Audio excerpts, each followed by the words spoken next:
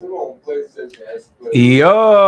it's your boy Ryan, Northwest Sports Fanatics, back at you with a new video. Today is Wednesday, March 22nd, 2023, with your boy Ryan and the Northwest Sports Fanatics. Make sure you guys subscribe to the channel. Smash that like button either now or on your way out. Donate to your boy if you can. Cash App, $ ORION NWSF, or the YouTube Super Chat right here. We got the Los Angeles Dodgers versus the Seattle Mariners. Live play-by-play and reactions with your boy Ryan and the Northwest Sports Fanatics. So first pitch should be in about 10 to 20 minutes from now. I was going to do the Blazers versus the Jazz, but I ended up going through the programming. And with Cactus League, they typically aren't showing a lot of the Mariners games. And I was pretty much set in my ways. I had my Blazer gear on. I had the beanie, the jacket, and then I peeked ahead on the other Root Sports that plays Blazers and Mariners. And lo and behold, it showed the Dodgers and the Mariners was not going to be broadcast tomorrow like normal, that they were actually going to show it on Root Sports Live. So here I am. So I changed clothes, put the do-rag on. I got the Julio jersey. But the main reason that we're doing this today is that the starting lineup for the Mariners is going to be probably some of the closest that we're going to see as we're going into the season, except for maybe one player in the lineup. And obviously, as you know, if I'm doing the game, there's a certain guy who got on the Sports Illustrated MLB preview cover named J-Rod. Congratulations. You know, he should have already been on cover of MLB The Show, but they, did Jazz Chisholm, which was probably a mistake, but it is what it is. He'll, be on many, many covers. As you can see, the very fire, transparent Mariner logo. I'm upgrading the channel every stream, every season. I'm trying to make things a little bit better, but we are going to get some J-Rod tonight. So obviously, me being the biggest J-Rod fan and also the biggest Mariner fan on YouTube, I got to be able to represent properly, even if it's Cactus League. And when I saw the starting lineups, I was like, okay, well, this actually looks worth doing. So leading off, for the Seattle Mariners, God, that fucking transparent logo look fresh, baby. We got Julio Rodriguez batting second from the Milwaukee Brewers, new to the team, Kolten Wong. Very excited about him and his progression with the team. We love him here in the Northwest, and we're excited to be able to bring in a few of these newbies on the lineup, and Kolten Wong is one of them. Batting third, our other all-star, Ty France. We just want him to stay hot and healthy throughout the season. And then the big boy, the big signing, the one we're trying to get next year is Shohei Ohtani. Okay, congratulations to him.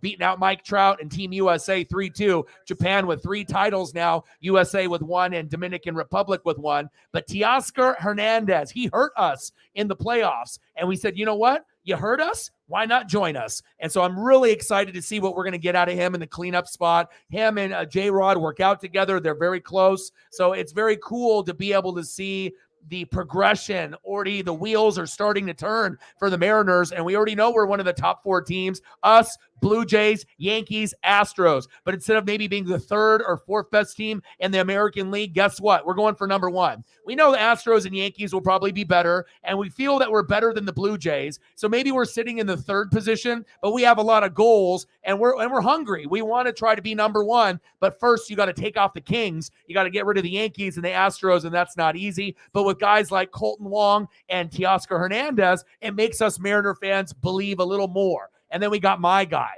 my second favorite player on the team. All right, I got the rookie card here on my desk, okay? Cal Big Dumper Raleigh. You want him to bat left? No problem. You want him to bat right? No problem. And then my third favorite player, all right, batting 6th, Eugenio Suarez. He can go for 30 or 40. He's got the power. He's good defense. I'm really excited to see what he can do for us again for this year. And then another newbie, A.J. Pollock. So we got A.J. Pollock, Kolten Wong, and Teoscar Hernandez. Those are pretty solid pieces. So we're excited, and hopefully A.J. Pollock can find a nice role with the team.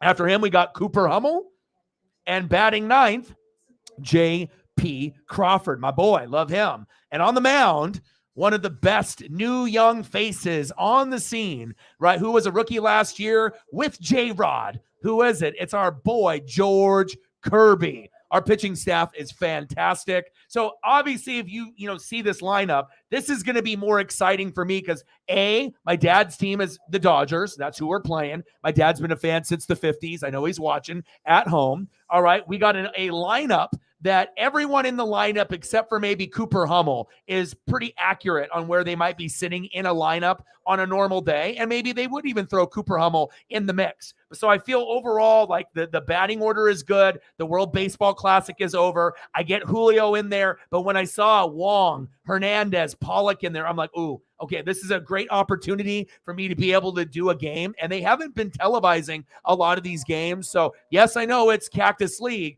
but still, this is going to be one of the last previews that I'm going to get before we get into the regular season. And okay, Dodgers, Mariners, or do a Blazers Jazz game where half the people are fucking injured. And of course, I like baseball more than basketball. So I decided, hey, at the very last minute, about 10 minutes before I was about to do the Blazer game, I was like, you know what? I'm going to substitute this. Let me change clothes. I'm going to have more fun doing this. And plus, I want to make sure that I get a little bit of action in before we get there. Sarah's in the building. How are you? Let's get to 100 in donos. Let's do it. Mike, my dude, in the building. How are you? I hope that you're doing well. Yes, the pro day is tomorrow. CJ Stroud looking nice, as we all thought that, he would. He is, right there at the top with Bryce Young. I think a lot of people might, go CJ just based off maybe the height issue alone. But I am excited for both of those quarterbacks as we're going into the draft closer and closer. Not JT in the building. What to do?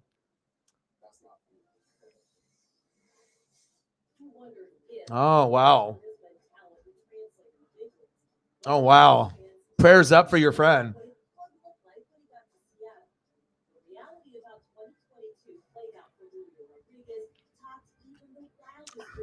Megan in the building, Morgan in the building. And like I said, I was really shocked that they were actually going to be televising this.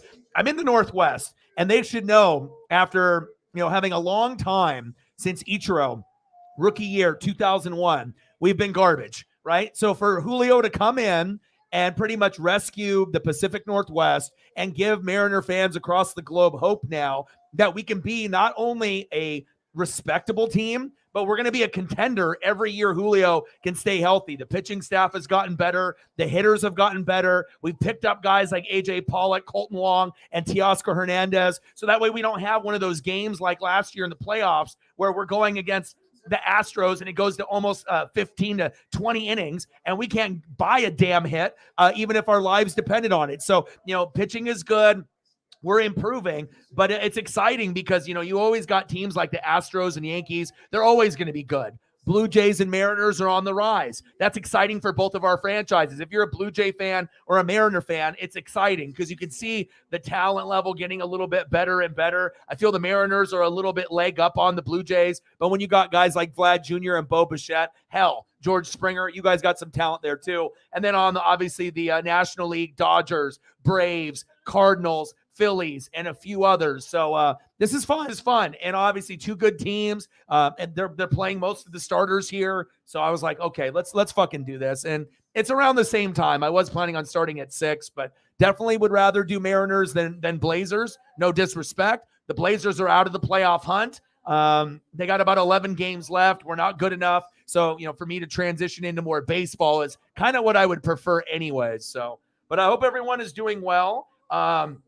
A little unfortunate yesterday when I was doing the World Baseball Classic. And if you guys remember when I did the Natty, right? Sometimes they'll just cut your stream off. Sometimes they'll try to give you a copyright strike. Sometimes they'll block the video after you're done streaming for no reason. I'm not showing the video, but for some reason, some of these people that do the monitoring, they get a little edgy, I guess, on certain things, and they pick and choose who they want to block. But yesterday was the first time that I've ever had a stream end while I was streaming. Like they literally turned it off while I was continuing to be live. They didn't even wait for my stream to end. And I don't know if they thought I was showing the real thing based off the photos or whatnot, but it was a shame because it was about 2 or 3 innings before the game ended. And I really wanted to complete the game.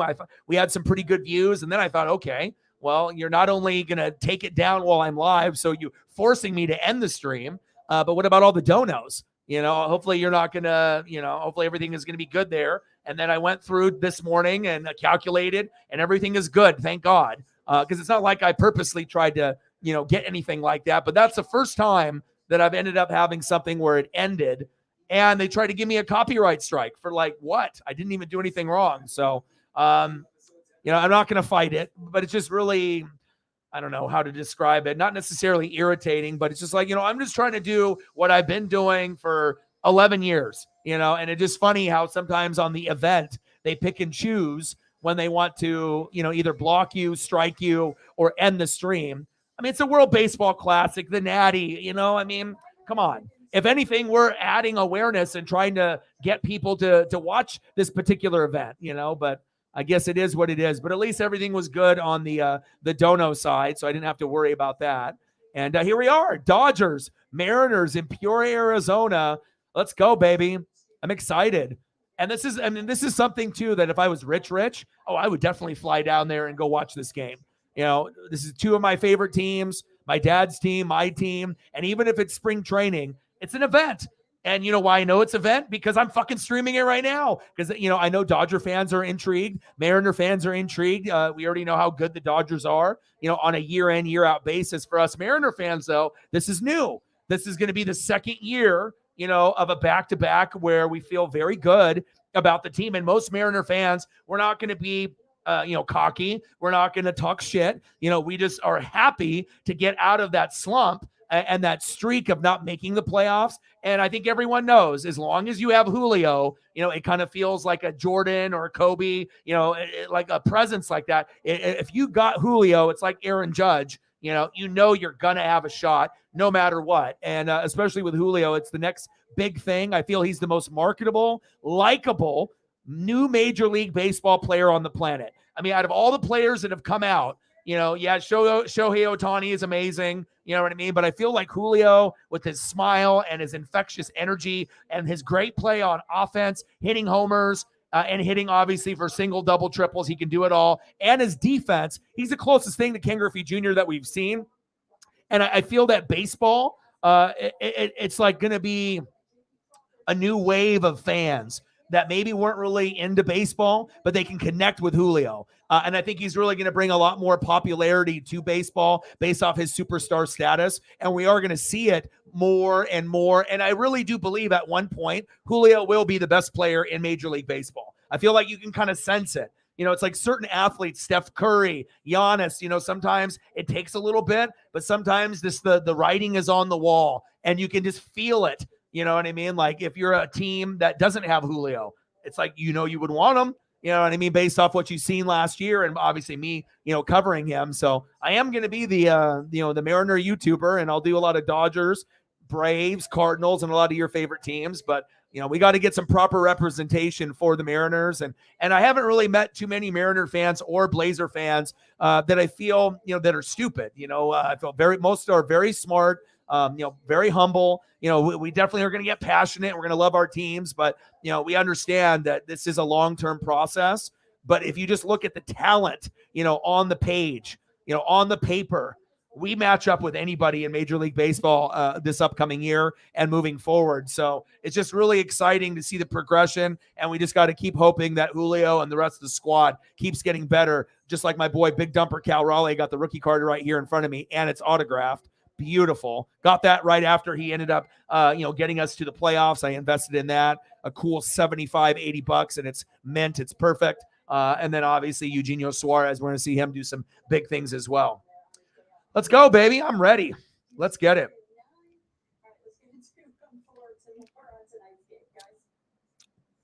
This is one of the first games that they've actually televised for spring training on time. Most of the time they'll play it, the replay the next day. So they got Aaron Goldsmith and Blowers behind this like manufactured Root Sports Seattle, banner and whatnot. But I'm excited. I don't care Peoria or not. As long as I'm going to get my guys there, we're good to go. Leading off for the Mariners. Ooh, look at that. That transparent logo be looking nice. Okay, baby. We got Julio Rodriguez leading off, batting second. Colton Wong batting third. Ty France batting fourth. The new stud, Teoscar Hernandez batting fifth. My second favorite player on the team, Cal Big Dumper Raleigh batting sixth. Junior Suarez batting seventh. AJ Pollock batting eighth. Cooper Hummel batting ninth. J.P. Crawford, and on the mound, George, you don't want to fuck with him, Kirby. Let's go. Let's go, baby.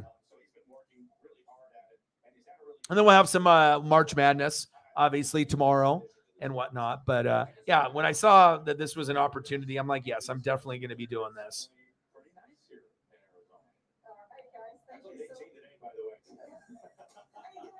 I mean, no disrespect against the Blazer basketball or anything, but I mean, at this point of the season, we have no chance. It's not really like a meaningful game. We're too far back. And this is, something to at least give me a preview as we're getting closer to the regular season.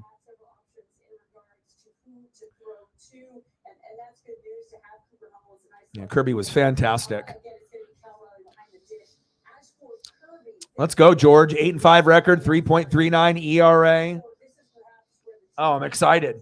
Like I said, I've been trying to catch a lot of these games live, but unfortunately, maybe television rights or whatever throughout there in Arizona and Peoria. I was like, Mariner fans are going to want anything based off what happened last year. We don't give a shit who are playing. If it's the Rangers, it's who. Put it on. But like I said, they're not showing a lot. But I know as we get closer, maybe they'll start showing a little bit more. But Dodgers, Mariners, and the starters are playing, and Kirby's on the mound. Yeah, I'm doing the game. So it's perfect. It's like, I was kind of like praying. I was like, oh, I hope there's something really nice for me to be able to do. And I know March Madness was going to be on tomorrow, but we should be getting started here in about 3 or 4 minutes. And it was nice here in Oregon. The sun was out. We're supposed to have a big storm come in for the next 3 to 4 days. So, definitely got Paisley outside and got some exercise. And so if it ends up raining for 3 or 4 days, at least, we got that time where she could run around and get loose out there. And I'm going to still try to find those hour breaks, even if it's just a little, damp and whatnot. I like being outside, and, Paisley's going to need that exercise regardless. So, yeah, but we're going to keep it moving. Man, I'm ready. Let's go. I am ready. But the first thing that really sold me was this. I was like, oh, shit, Julio's playing? Yes, please. Yes, please. And I think the only one that I don't know if that's going to play because they're day-to-day is Jared Kelenic.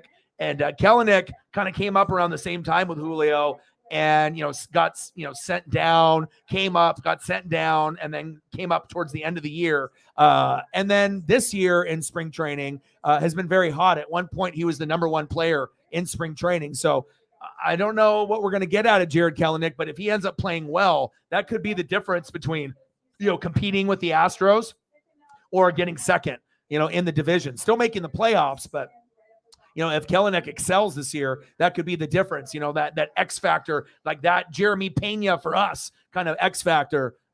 Except obviously Pena is better than Kelenic, but Kelenic has a lot of potential. I'm just excited to see if he can actually bring it all together. Daniel in the building, what to do? All right, we're about to get started here pretty shortly. Want to see some Teoscar Hernandez, Colton Wong, got to see him, and AJ Pollock. So those are the ones that are the three big names.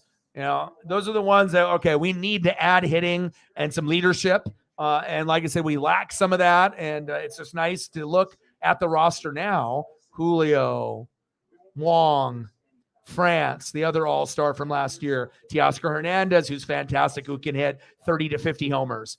Cal Raleigh, who's the most underrated catcher in Major League Baseball. Like if you actually look at all the catchers, the guy doesn't get talked about enough. He will be the breakout catcher of 2023. I mean, he already was of last year, but I think you're going to see big things from Cal Raleigh. Eugenio Suarez, fantastic. And then AJ Pollock. I don't know what we're going to get out of Cooper Hummel, but hopefully he ends up balling out. I love JP. Lots of energy, passion. Fans love him. He always puts out effort. And then we got George Kirby, our stud, going into his second year on the mound, one of the best young pitchers in the league. Let's go. Not just American League, but overall.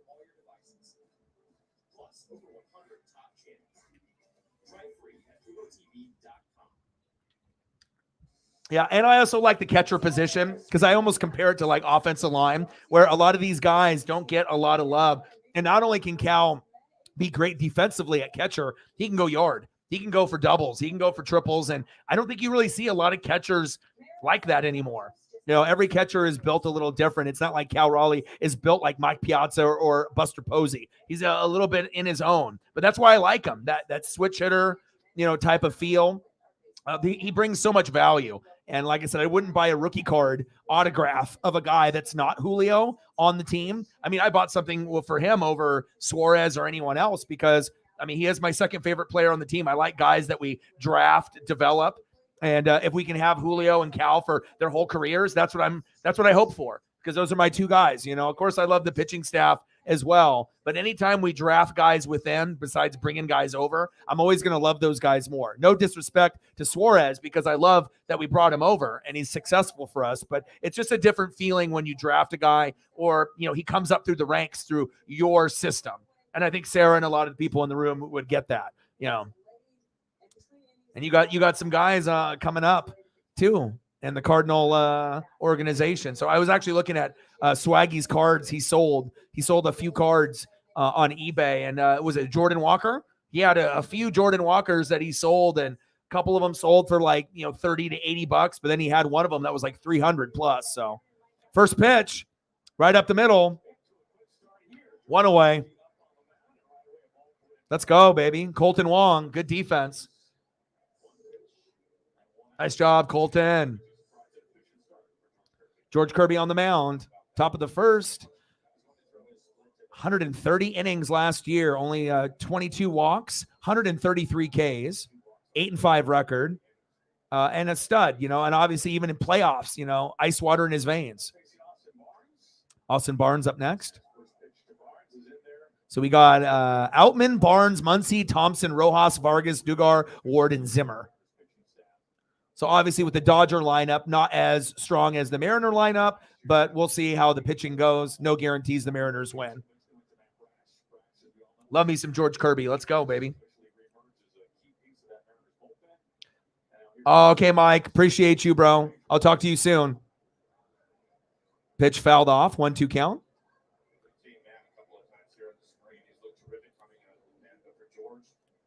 And we'll be grinding it out here, probably for, 3-4 hours. So until this game is over. They have the pitch count, so I imagine this game isn't going to be as long. Let's go, baby. 97 miles an hour. Nice K on Austin Barnes. Take that. Nice job, George. It's my dude.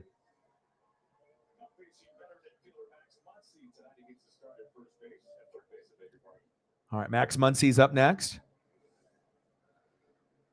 And I didn't pull up any of the photos of the Dodgers, but I probably will as we go through the commercial breaks. I don't need to, but I don't like to be lazy. You know what I'm saying? I like to be able to put in that effort. Top of the first, 0-0, 2 outs. Kirby, 0-1 pitch. Kirby looking taller out there on the mound. Swagger. Fouled off. 0-2 count. Let's get to 100 in donos. Let's do it. John in the building. How are you?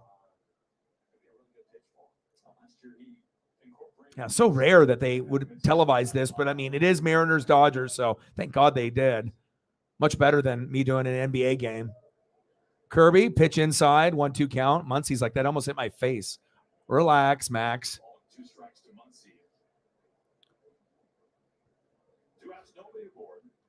Dodgers in a little bit of a rebuild, whether they want to admit it or not. No Trey Turner, no Justin Turner, no Cody Bellinger. I mean, injuries have really, fucked that team up, but of course, if you're the Dodgers, as anyone knows, they're not afraid of the, Braves or Cardinals or Phillies. They may not make it, to the World Series every year, but obviously if you're the Dodgers, like the Yankees, you're going to be spending money and they're always going to be competitive. May not be the best, but they'll be one of the best, at least before the injuries hit. So. Okay, no problem. I'll be here for 3-4 hours, so come back if you can, but make sure the fam is good. Fam is number one. 1-2 pitch, and it's packed there in Peoria. Well, it's Dodgers Mariners. Like normally when I watch a game, for like Cactus, or if it's like right before, I mean, you're going to need so many empty seats, like so many. Like you'll get the rich people, but this is a packed house. But am I surprised? Not really. It's Mariners Dodgers. I mean, this is like the number one matchup for me. Out of all the matchups. Of course, I love beating the Astros and the Angels, but unless I'm playing one of your favorite teams, Cardinals, Braves, Yankees, one of them. But the Dodgers, obviously, the connection that I have with Griffey and Koufax, me and my dad. This is always going to be the cream, the best of the best. It doesn't get any better than this matchup for me. It's tough because it's like I almost kind of want to root for both teams to do well. Because, normally I don't have any secondary teams in any of my sports that I follow. I just don't. I have one team per league, but baseball is the only other one that I have more than one because of my dad. Cal Raleigh. All right, we're going to the bottom of the first. Oh, my gosh, I am so excited. I have not. Just 3 words tell you everything you need to know. They tell you why we employ more than 2,000 workers in our factory in Virginia Beach. Oh, man, I have not got to see this lineup together. And if you're a nerd, or you just love, obviously baseball, it's like that kind of stuff is important. You want to be able to see, the chemistry early on. And obviously with the WBC, Julio was there for the Dominican Republic. So I was like, fuck, I'm not really caring that much about the Mariners lineup unless Julio's in it because I want to see what it looks like, not some fake manufactured lineup. And this is the first game where they actually are putting together a realistic lineup as we're going into the season. So a pretty easy decision. So leading off, and we're going to get him here shortly, my favorite player in the league, the face of Major League Baseball, sooner than later, and I feel he's already getting there. Julio Rodriguez, batting second from the Milwaukee Brewers. Love this guy, Kolten Wong. He's not going to, necessarily hit a bunch of homers, but I feel there's going to be a lot of positions where he'll just be able to get on base and move guys over, and that's exactly what we need, and some good defense too. And then batting third, Ty France. And then if we get that part of the lineup done, batting fourth, Teoscar Hernandez. Oh, baby. Batting fifth, Cal, big dumper Raleigh. Will he bat right? Will he bat left? I don't know. And then after that, Eugenio Suarez. So excited, man.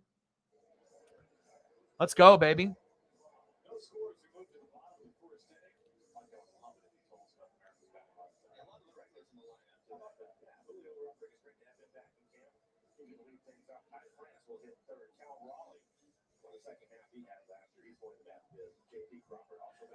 Yeah, we were pretty aggressive on trying to get some of our players. Yeah, but Kolten Wong, Teoscar Hernandez, the big home run, slugger from the Blue Jays that did some work against us, and then we got AJ Pollock. So, some of the names may not be the biggest, but they're good role players, and they're going to help us, I feel, get further than what we did last year. All right, we got Julio up. And our pitching staff is already one of the best in the whole entire American League. So we honestly feel that we can compete. We know that Verlander's no longer on the Astros, but we still got to respect that the Astros and Yankees will be up there. But we feel that, we match up with the Blue Jays, the Guardians, and everyone else. We honestly feel we're right there as a top 3 team. And, Yankees and Astros are great, but I feel that the Mariners are getting closer and closer, and pretty soon the Mariners will be the new Astros. Maybe we don't win World Series right away, but I feel that we will be like the powerhouse team sooner than later, especially if we keep adding on talent on the hitting side, the defensive side, and the pitching side. Julio strikes out. Fuck. Come on, Julio. 1 away. All right, next up is Kolten Wong. Let's go.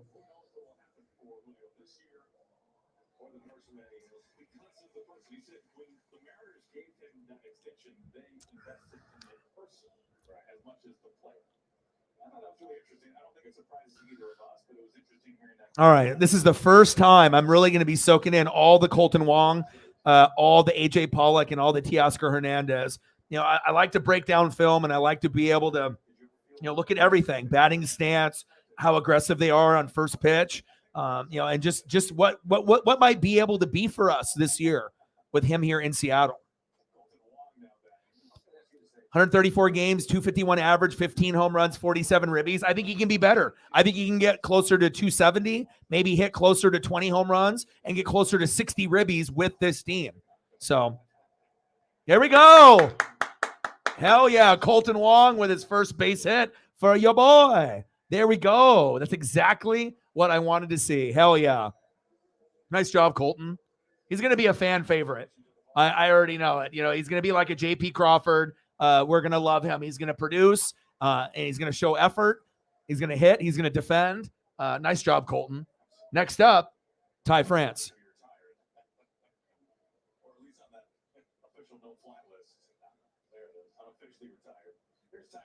Come on, baby.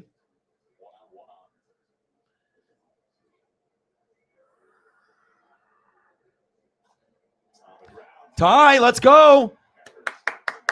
Yes, go. Colton Wong going for 3. He slides in. Oh, he's out. Damn it. He was way too slow there. Oh, Colton Wong was trying to be aggressive, but got caught at third. Nice hit by Ty France.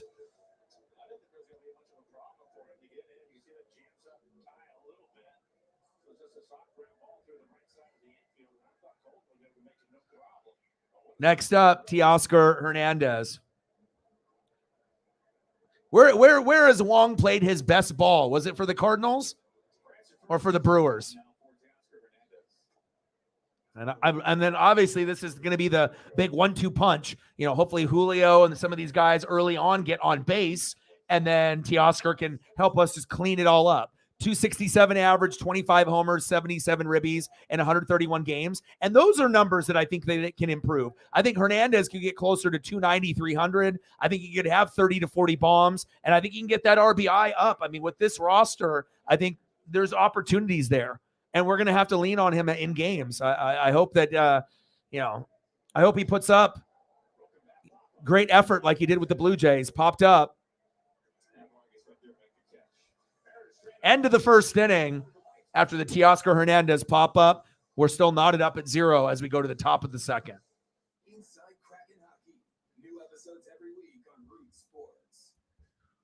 We live in one of the most beautiful places on earth, and owning your own deck is a great way to enjoy it.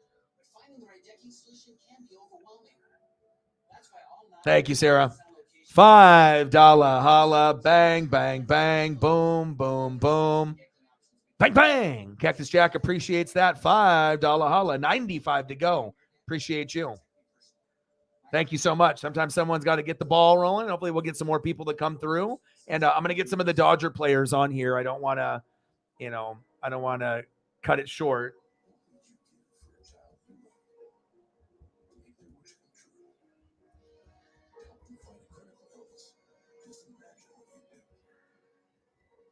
Every single one of us can make the star of the line. Because when we come together, hope and joy will shine.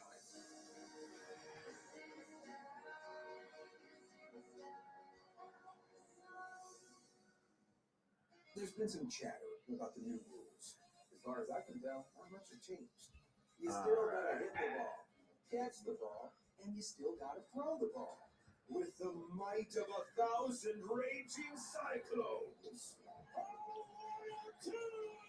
Munoz sets his sights on the Yankees, and he knocks them down. Anyways, like I was saying, nothing can take the heart out of baseball.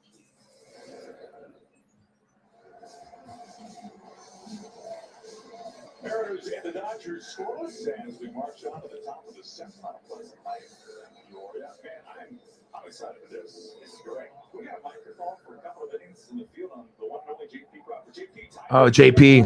I'm not gonna be as funny as Ty.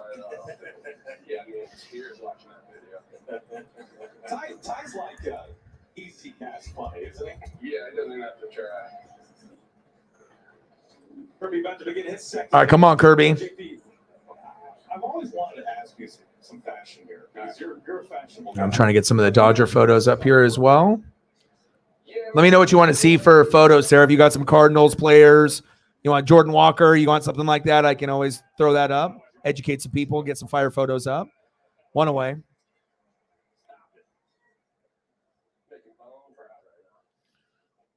mean, we see the shades of the purple, we see the shoes of the purple, now we got the stitch in the link. Tell us about this. I think it's a good accent color. It's one of my favorite colors, so why not? I got over here, purple down a match with Red over in Philly, so give her a shot over here. One of the things looking at your glove, JP, that makes me a little bit jealous of it is that gold patch, man. That has to mean a lot to you. Oh, this whole thing? Yeah. Oh, yeah, not for sure. Yeah, I cherish that every day. I take pride in it every day. 0-1 pitch. Yeah, growing up, defense was a big part. High 1-1. Top of the second, 0-0. JP Crawford is on the mic right now. Yeah, it feels good to be healthy. Just trying to get healthy before the season starts. Good dish. Yeah, we're back to normal again. Easy cheese coming out again. So yeah, it's good times. JP, I know this will sound really mundane for you, but I think it'd be really interesting for us. 1-2 pitch for Kirby. Can you walk us through what you are doing? Got him. Let's go. Another K for my boy George. Nice job, baby. Can you walk us through, tell us what you're doing pre-pitch? How you set up, what you're looking at? Can you walk us through that? It'll be very basic for you, but it'll be interesting for us. Yeah, probably do the same thing on every pitch. It's just you hear we have the pitch comment and all the pitches before, kind of just there we go. Get it, JP. That's what good. Textbook. Easy cheese. Yes, sir. Just show them. Where's the kid? There we go. There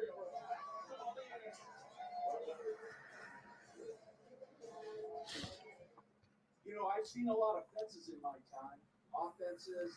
Nice job, George. We're going to the bottom of the second. You've probably seen the little all-city fence. Still knotted up at 0. The company that stands behind that sign is celebrating 70 years in business. I'm just trying to get some of the fun. I got Outman, Barnes, Muncie. I got a few more. Surround yourself with the very best. Allcityfence.com. The easiest bank shot you'll ever make is at Legends Casino Hotel, where you can turn $1,000 into $10,000. We got Trace Thompson, Clay's brother. We got to get him on here. Okay, that's a nice one.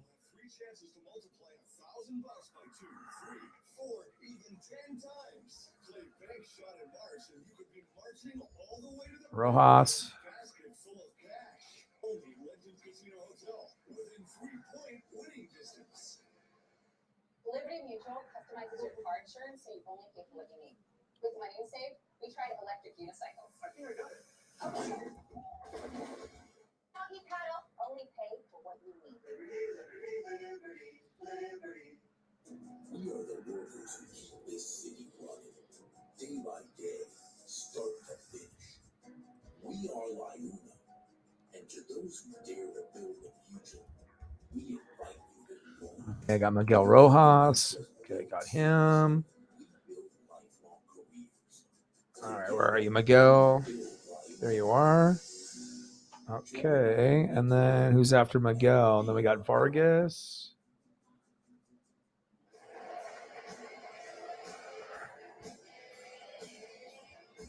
The scores, we go to the bottom from the second inning. Cal Raleigh looks set for his pitch strike. And we got Miguel Vargas. Different guy now, man. And I'll get the rest We would think at the so, next right? commercial. With the second half he had last year, everything that he was able to accomplish in the way he All right, Cal Raleigh is up. He's going lefty.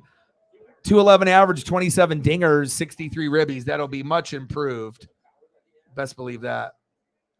Come on, Cal. 0-2, swing and a miss. Struck him out. Damn it. Damn it, Cal. Big dumper. You'll be back. Next up, Eugenio Suarez.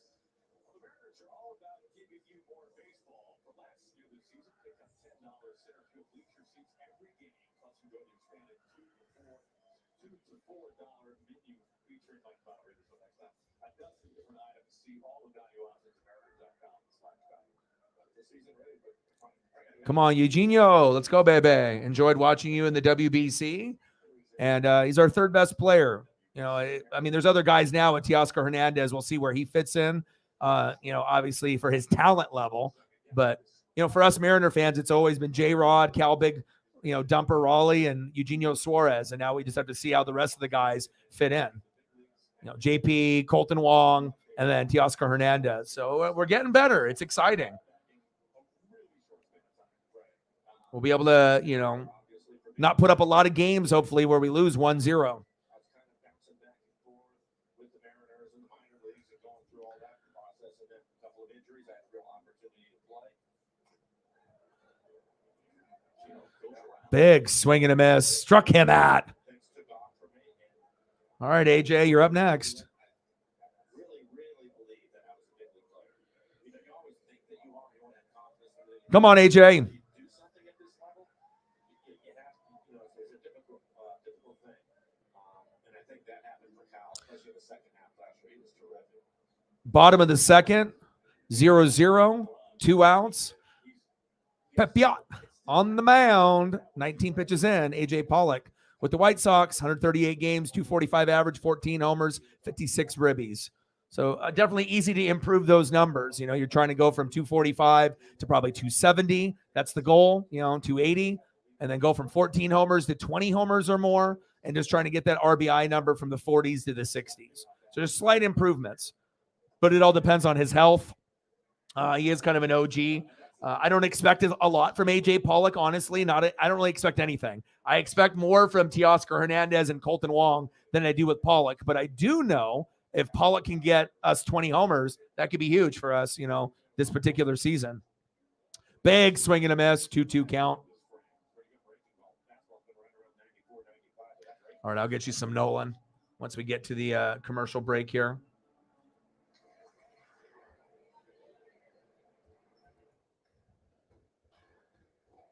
Chopper foul down the third base line.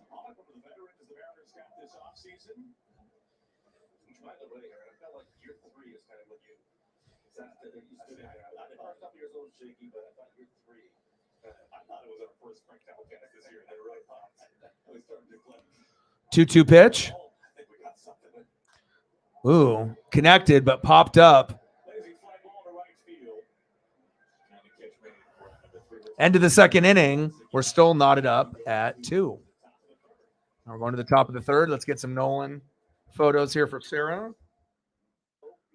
we're gonna have to take the foot out. What's next? You all familiar? So, go, baseball, let's Wait. Stop freaking. What will you do? Will you make something better? Create something new? Our Dell Technologies advisors can provide you with the tools and expertise you need to bring out the innovator in you.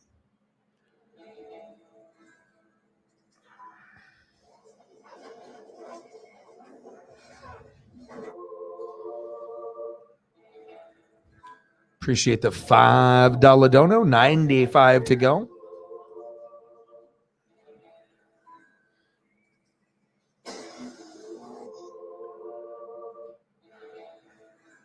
Even a throwback. Seems ages like he was there, huh? I found out I had prostate cancer on opening day in 2017. I had a friend who had prostate cancer, and I saw the ordeal he was going through and the side effects, and I just thought there had to be a better way. The people were amazing. I just believed that I was in the best possible hands. The side effects are considerably less. It was much easier than I ever thought possible. Just looking forward to spending time with my wife, watching their games. If I had to recommend proton therapy, I absolutely would. Beacon Plumbing is all about the community, from the hydroplanes to helping feed the community and employing the community. From everyone at Beacon Plumbing, thank you, Seattle. Stop freaking, call Beacon. All right, we're going to the top of the third. Mariners with 2 hits, Dodgers with nothing. Sarah with a gracious $5 dono, and we get some really cool photos of some Cardinal players to represent in return. Love that.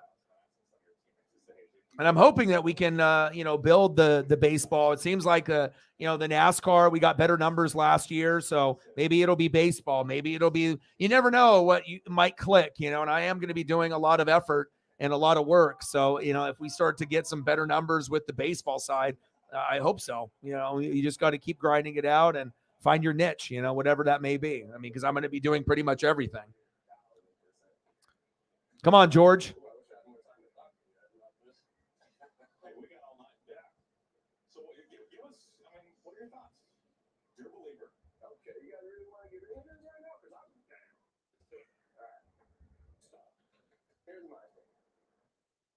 you think people thousands and thousands of years ago, before there was a wheel invented, good pitch. Before there was anything, people just, hey, decided to wake up one day and say, hey, I'm gonna build a pyramid. And just the coordinates are gonna equal the speed of light. And that's just a coincidence, right? 1-2 pitch. There's too much for Struck him out. Nice job, George. Let's go, baby. It's funny, JP Crawford, they have him on the mic right now. They're talking about aliens and talking about the pyramids and whatnot. JP's like me, man. We watch a lot of Ancient Aliens, a lot of history, Discovery, Nat Geo. Yeah, he's on that. Top of the third. Kirby on his 25th pitch. Looking pretty sharp. It's nice to be able to see him out there. Yeah, I did see the Elijah Moore trade. Obviously, didn't get along with that organization. They didn't use him properly. And hopefully he'll get utilized more in Cleveland.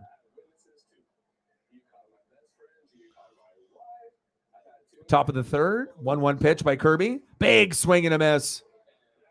Big rip by Ward.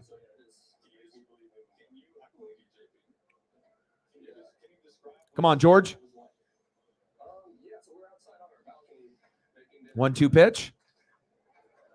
Big rip towards first base. Ty France says, not today. Nice job, Ty. 2 away.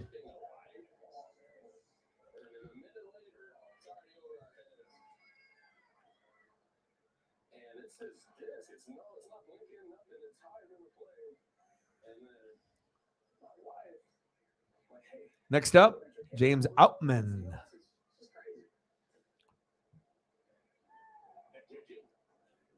1-0 count.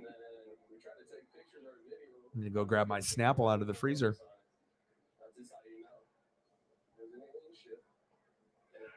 One 0 pitch. Check swing. Did he go?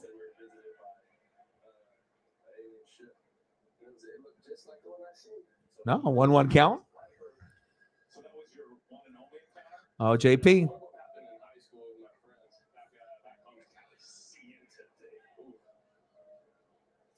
Similar or different?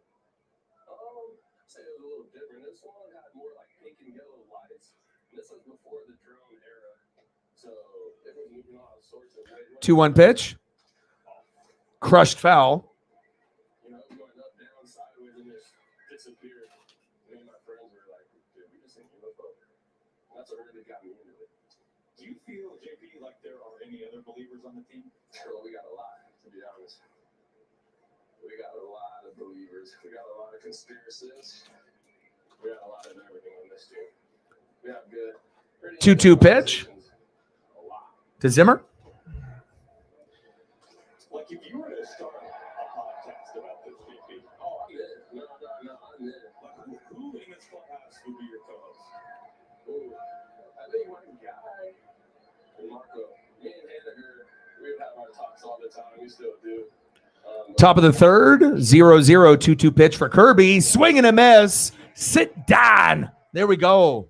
Nice job, George. Sit him fucking down. Let's go. Now we're going to the bottom of the third inning. We live in one of the most beautiful places on earth, and owning your own deck is a great way to enjoy it.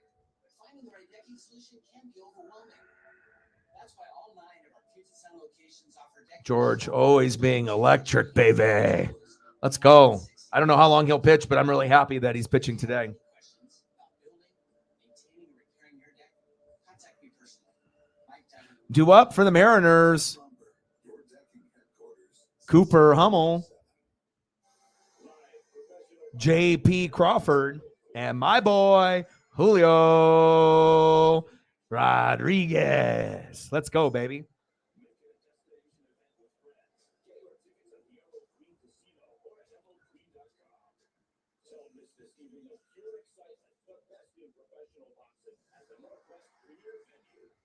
Let's go. And even though some people don't think, Cactus League matters, I mean, it's just nice to be able to get some rhythm before we, get in. And especially if you're going to be a playoff team, you're going to take some licks, you're going to take some bumps, you're going to get your ass kicked a few times. And the Mariners' record's 11-10. So obviously it hasn't been a full lineup with Julio because he's been playing in the WBC with the Dominican Republic. So from here on out, for every game that Julio is playing, these are the ones that us Mariner fans are watching closely, especially if we have lineups as close to what we would see on opening day. And then the Dodgers right now are 13-8, but they've had, I would say, a majority of their players. A few of their players played in the WBC, as well, but not as impactful as like a Julio for us. So, Bama's, yeah. Is Bryce going to be throwing? Hopefully he will. All right, let's go, baby. $5. Let's get to a hundo. 95 to go.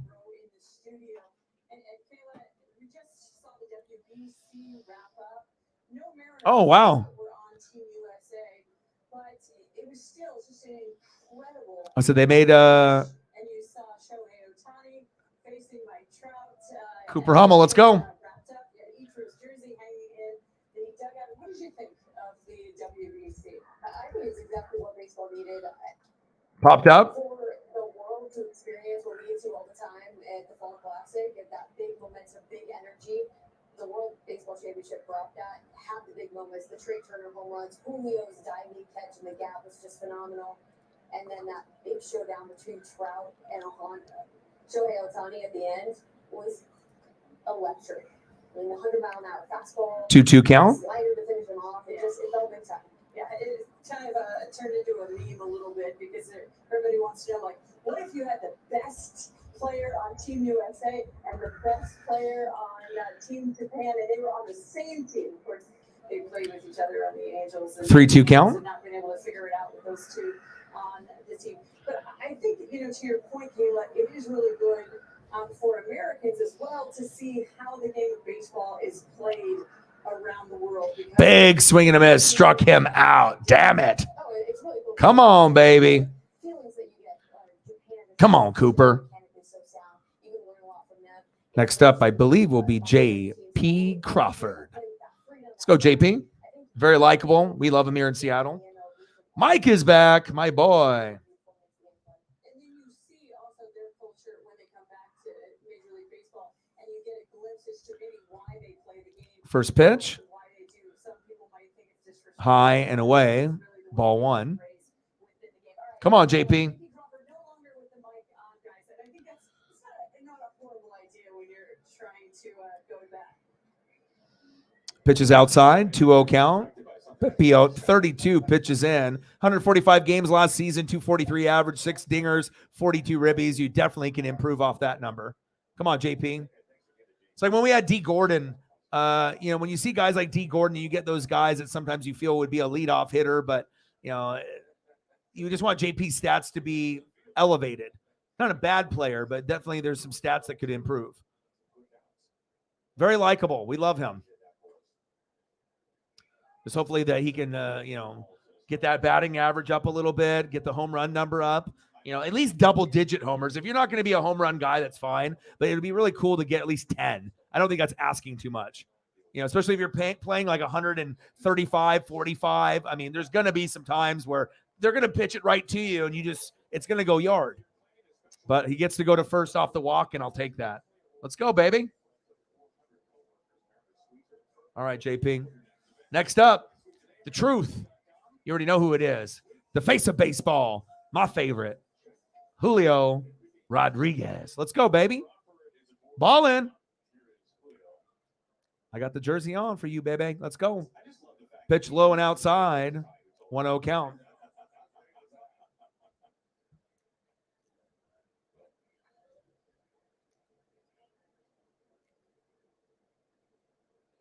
Strikeout in the first inning for Julio. He's got some nice chain rolling.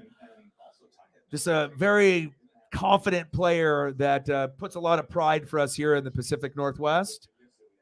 And the only thing that's going to hinder him from making the Hall of Fame or being one of the greatest in this generation is injuries. We know Griffey battled some injuries, and hopefully Julio can take care of his body and he can have, a solid 10, 15, 20-year career. Because the longer he plays, the longer we're going to stay relevant. Facts. Let's go, Julio. Oh, he crushed it. Oh, yes, right over the outfielder. Oh, that could have been definitely caught. Go, go, go, go. Julio with a triple. Oh, he got him. Oh.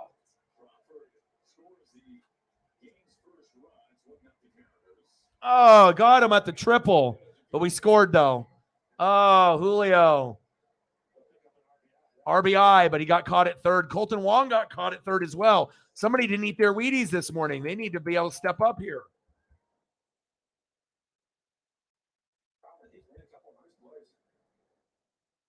Nice job getting it over the outfielder, but you slid in kind of fucked up there. It's all right. Hey, you got an RBI. We're up 1-0. Nice job, Julio. All right, next up, one of our new additions, Colton Wong. Let's go. 1-0 pitch.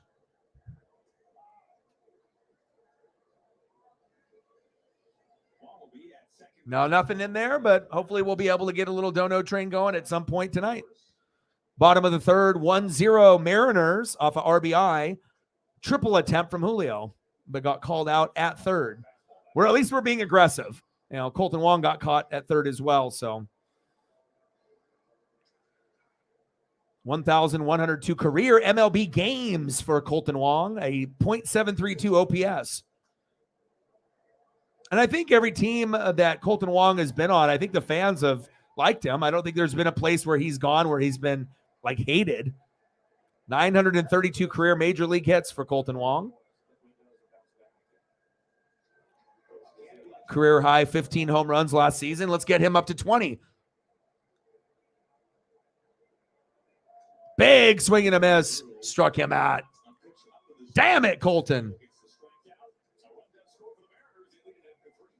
End of the third inning. 1-0 Mariners. Let's go.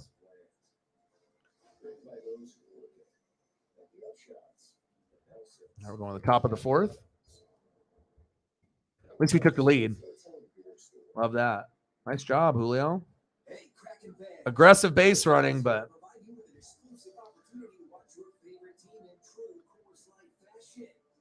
Cactus League game in the spring training. You know, we don't get into the regular here until a few more weeks.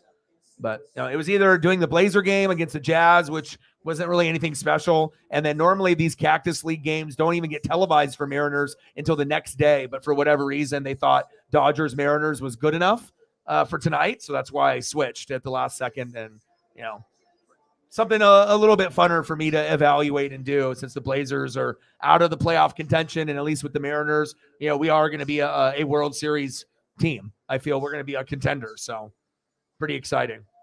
Even if it ends up being, you know, preseason. But again, we haven't really had a lot of games with a full starting lineup with Julio because he's in the World Baseball Classic, even though they got eliminated, you know, a few days back. And congratulations to Japan beating Team USA, which was wild. Shohei Ohtani is the truth.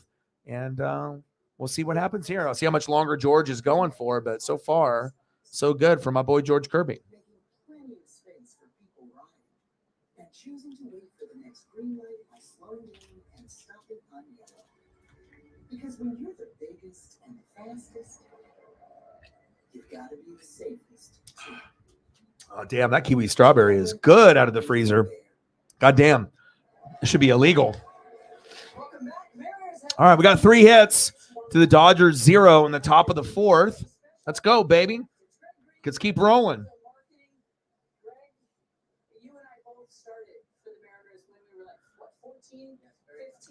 Next up, James Outman. We still got Kirby on the mound. I got to represent for my dad and at least throw up some of these players for the Dodgers. Come on, George. 1-0 pitch.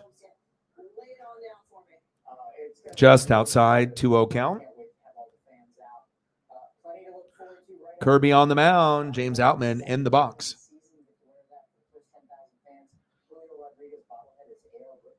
Citrus games, yeah, they have their own little, you know, grapefruit whatever spring training. Everyone's got their own little cactus league. Everyone's got their like little, area where they play. Oh, it's based off the region too. Cactus League, Peoria, Arizona.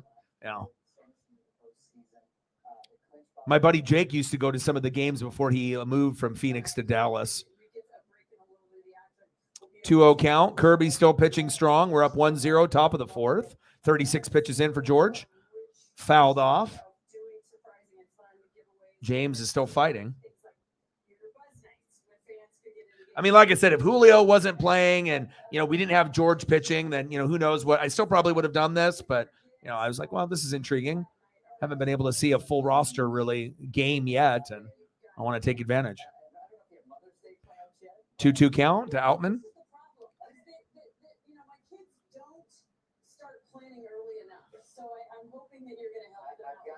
We've got you covered here. 2-2 pitch from Kirby. Let's go, baby. Smoke him. Popped up. Get that, Cal. I think that's out of play. Cal's like, yeah, I can't get it, O-Dog. Too far. Someone got a souvenir.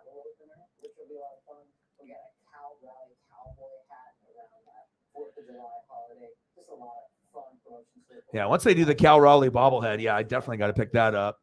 Any Julio or Cal bobble, definitely got to pick up, especially if they're going to be doing giveaways. 46-35 record at T-Mobile Park last season. I think we can improve on that. Mariner fans are, you're going to get some of the old Mariner fans that will come back. And obviously a lot of the hardcore ones are still steady. But you're definitely going to get, more of the hype train. The better and better we do, you're going to get more and more support. 3-2 pitch.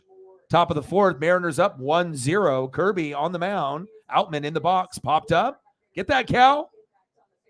Put your mask away. There, throw it away. Fouled off. Still 3-2 count. 81 nights a year. Every game this season, center field bleachers are going to be priced at $10. Every single game, every ticket in the center field bleachers is $10. Great way to bring a family come out to the ballpark. Come on, George. Also, over 30 games are value games. If you go to Mariners.com/value, you can check out all the value games. $10 view bleachers. Kirby, 41 pitches in. Outman, he's fighting. Kirby, smoke him, baby. Let's go. 3-2 pitch. Don't walk him. He ain't good enough to be walked. Smoke him. There we go. That's what I'm talking about, baby. Outman, see you later, bud. Next up, Austin Barnes.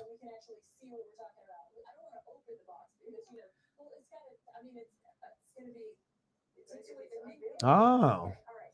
Oh, wow. Oh, wow, that's cool. Popped up, foul, 0-1 count.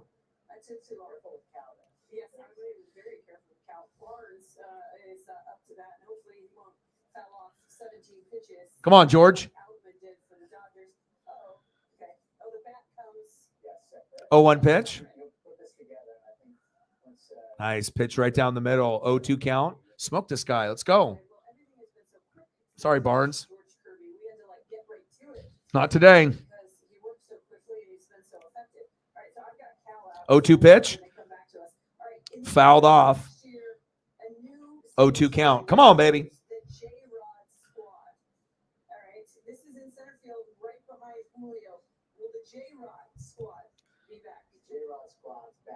Every game, it's key, it's great, interact with the fans. The J-Rod squad, baby.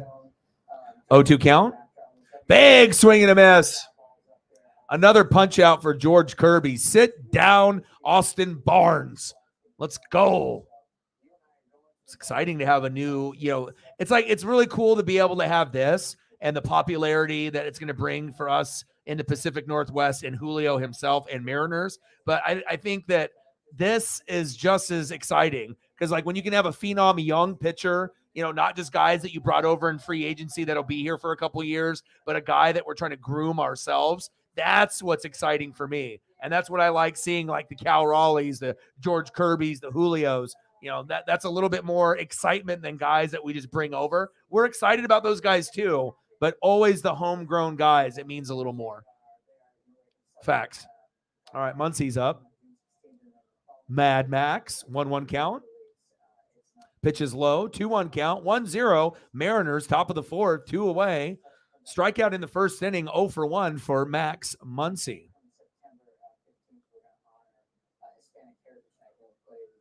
Come on, George. Smoke him. 2-2 count. Nice pitch.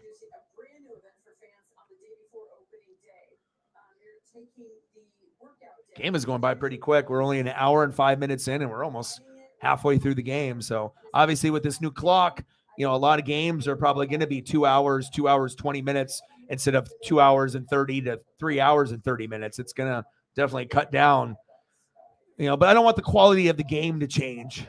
I want it to still be great, but again, to help out in some of those games that might go 15, 18. I think those are the ones that they're trying to cut back on a little bit. So I get it. 2-2 pitch. Pitch is low. Full count. Come on, George.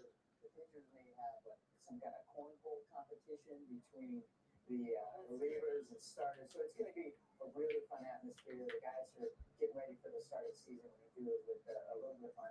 Great price. I know the kids get out of school early on Wednesday. So full count. Fucking walked him. God damn it. Muncy's going to first. All right, Max. It's all right, man. I got you. The disgust on George Kirby's face right there. If there's anybody that just hates to walk people, I think that's the one. Next up, Trace Thompson. See what Clay's brother does here today. It's a lot of claims. What is it about the Mariners organization that has kept you here this long? Kirby, 53 pitches in. Trace swings on the first pitch, fouls it back, 0-1 count. It's just a joy to come to T-Mobile Park every day and be a part of this great organization. And we can't wait to celebrate this season, growing and building up what happened. Come on, George. Top of the fourth, we're up 1-0. 2 outs, runner on first with a walk. Let's keep it that way. Packed house in Peoria. Check swing. Did he go? It was close. 1-1 count. That's good. Well, like I said, fifth time's a charm. Sometimes it's not those, first couple jobs, you just desperately want to get paid, but sometimes you rush into things because you just need money. Sometimes it just is one of those things you think the job is better than it is. And it looks like you finally found a good one. Popped up.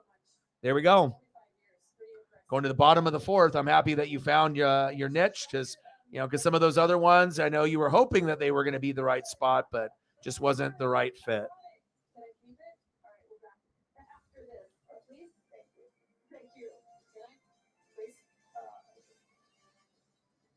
All right, we're going to the bottom of the fourth. Mariners still up 1-0, baby. Let's go.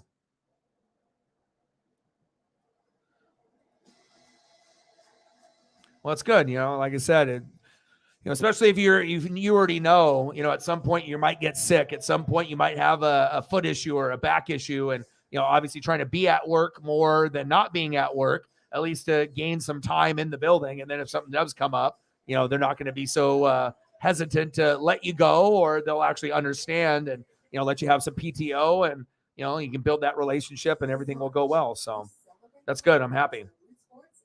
Everyone deserves some stability, in their life. I know Holly has an interview tomorrow. I think it's her third interview from the spot that she wants to work at, one of her top choices. So hopefully she gets the job tomorrow and then she can kind of get back on track, because anytime, when you don't have work or a steady income coming in, it definitely can get stressful, regardless if you have a job or you're looking for a job.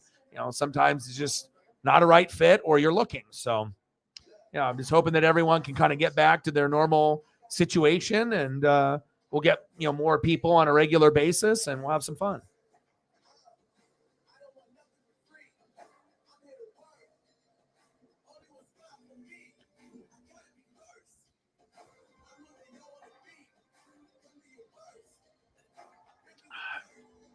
Come on, Mariners. Let's go.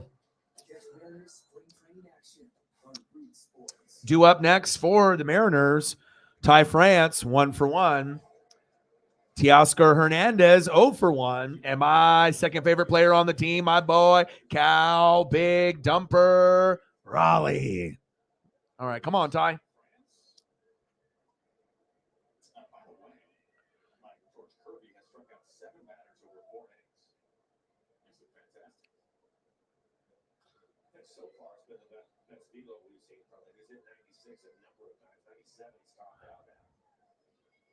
Yeah, fucking Kirby's got 7 Ks in 4 innings. Fuck out of here. Let's go. Pacing for 10. Come on, Ty. Bottom of the 4th, Mariners up 1-0. RBI triple attempt by Julio called out. Ty France popped up. 1 away. All right, come on, Teoscar. Let's go, Hernandez. This is the player that I think Mariner fans are the most looking forward to based off who he is, his power. You know, it was the highest profile sighting we had this year compared to when we get Shohei Ohtani next year. Bottom of the 4th, Mariners up 1-0. Come on, Teoscar. Rips it. Foul. 0-1 count. Let's go, baby. Popped out in the first. Don't pop out again. Come on, baby. Pepiot is 47 pitches in. Hernandez, good contact, but foul. 72 singles, 35 doubles, 1 triple, and 25 dingers. He can get 30 dingers with the Mariners. Fucking Abe. Suarez is getting 30, and Julio's getting 30. Hernandez can get fucking 30. Come on, man. Let's go. Oh, off the ump's mask. Hopefully he's okay. He gives a quick pause there. Anytime you see those check swings and they fire off the bat, off the mitt, and into the ump's face, you know, even with that guard on their face, it's always like, oh, I hope he's okay. Let's go, Hernandez. Hard hit rate, 52.7. The MLB average is 38.8. So, you know, he's on the upper half.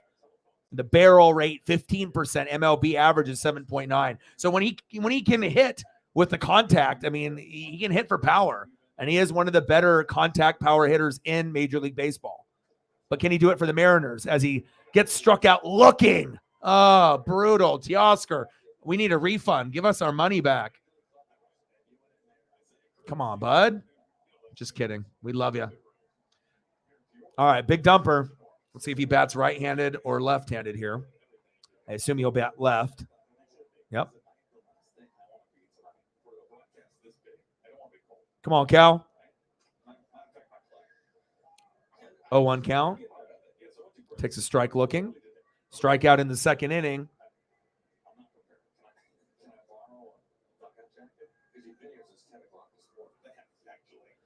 0-1 pitch. Ripped foul.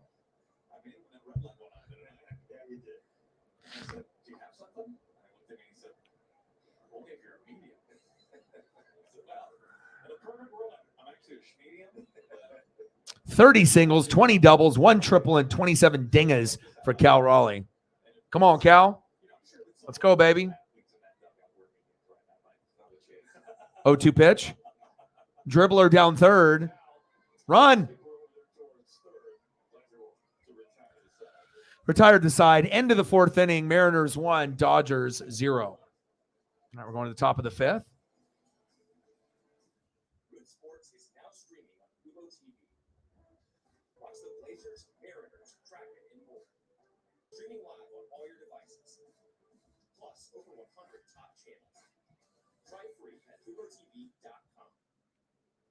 Oh, it's all good, man. Nobody can hurt my feelings, bro. You know what I mean? With everything that I've gone through on this channel, there's no amount of words or actions and anything that can come my way. You know, I've already gotten beaten down. I've already had so many fucking things happen to me on this channel that nothing fucking phases really me anymore. You know, you know, you always have these goals and these dreams, and you can't lose sight of that. You know, but you're gonna have to, you know, just understand that it's going to be a bumpy road. And, you know, obviously my, you know, dream and my road, you know, to the path of success isn't going to be the same as everyone else. And if I have to work extra hard, you know, to make it, then so be it, you know. Yeah, we're good. $5 and donos, 95 to go. Oh, wow. There goes that guy. All right, due up for the Dodgers. We have Miguel Rojas, Miguel Vargas, and Daga. See if I can get a better one of Miguel Rojas.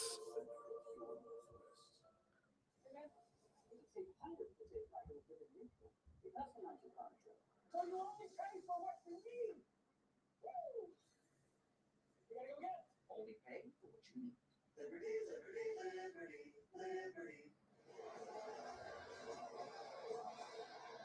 Opening day on March 30th is sold out, but you can still pick up tickets for Mariners Crossbody Back Night on Friday, March 31st.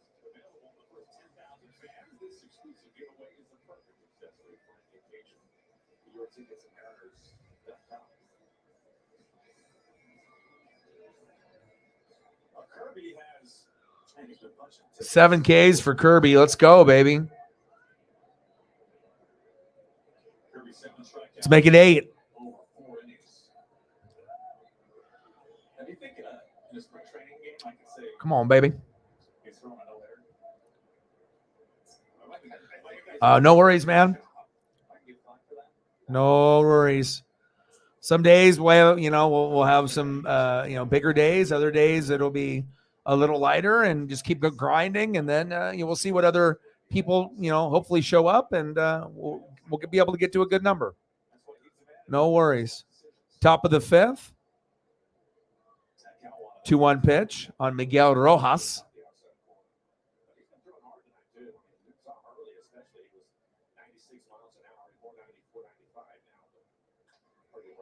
Kirby, little dribbler. What was JP doing there? And we didn't get him at second. It's okay, Paisley, just me. Paisley's woofing. Damn it.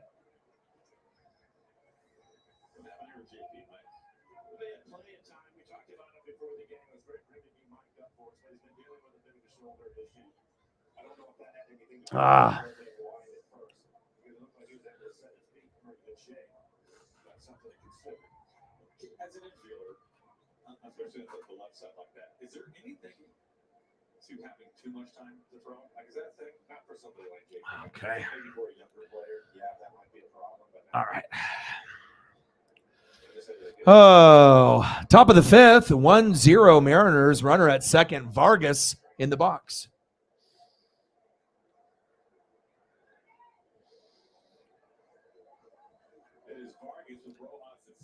Yeah, and I appreciate that you like to support. It feels good when we have people that really love and want to see me win and want to be able to see the channel succeed. Big swing and a miss, 0-2 count.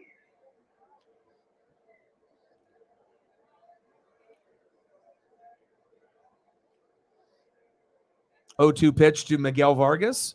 George Kirby fucking throwing that heat, baby. Let's get another K. Make it number 8. Popped up.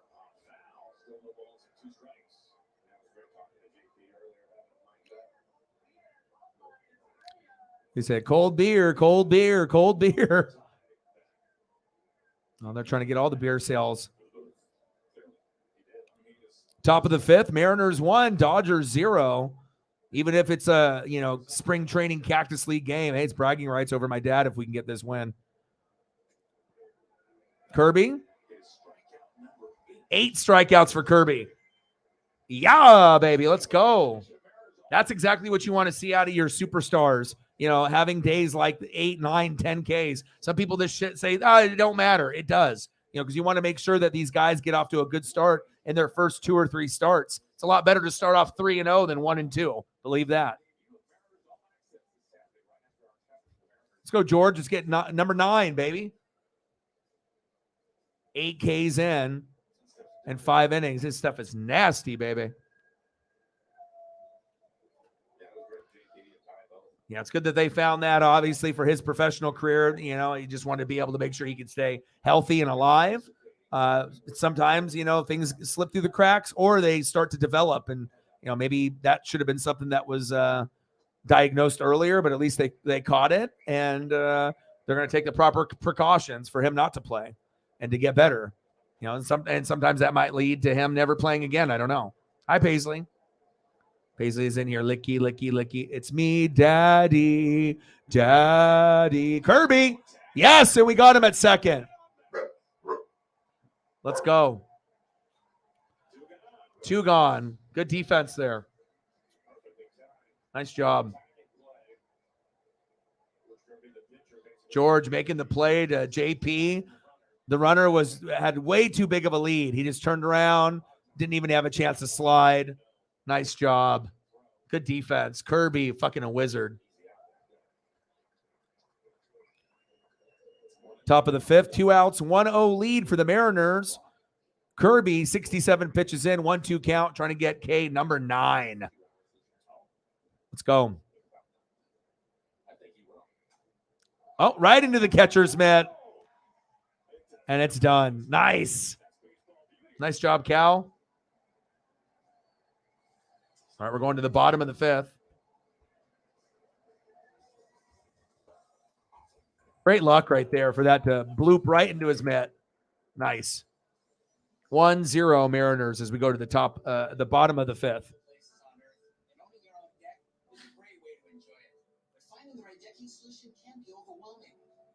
That's why all 9 of our Puget Sound locations offer decking showrooms so you can get your hands and toes. Yeah, you never know what you're going to get on a day-to-day basis. You know, it's sometimes, you know, we may think that, you know, it's going to be X amount of people and it isn't. Sometimes we think, you know, we don't really expect anything. And then all of a sudden, you know, you'll get recommended and maybe they'll try to push your event, you know, and you'll get a few more looks than others and whatnot. So, you know, I just try to grind it out every day, and, you know, whatever event is that's the biggest, then I'll try to cover that, and then we'll go from there.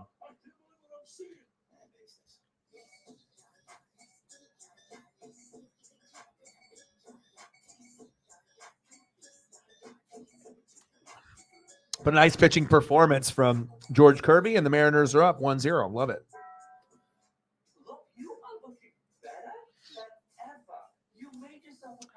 Next up for the Seattle Mariners, Eugenio Suarez, 0 for 1, 1K. AJ Pollock, 0 for 1. And Cooper Hummel, 0 for 1 with a K. So hopefully Suarez can get us, not necessarily a dinger. That would be great, but just to, you know, get on base and we can maybe extend the lead. Every game counts. Ooh, they're showing some like Philly cheesesteak stuff. They got the green peppers and the steak. Oh, that looks good. Oh, that looks good on the screen.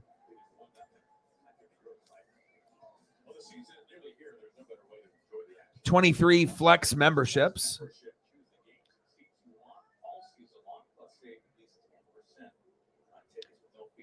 Yeah, if I was super rich, I would try to go to as many Mariner games as I could this season and beyond.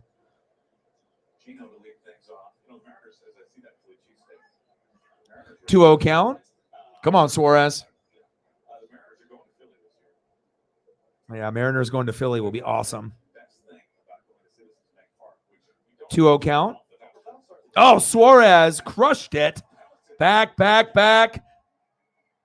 Off the wall. Should be a double. Yep. Standing double for Eugenio Suarez. Let's go, baby. Hell yeah. Crushed that.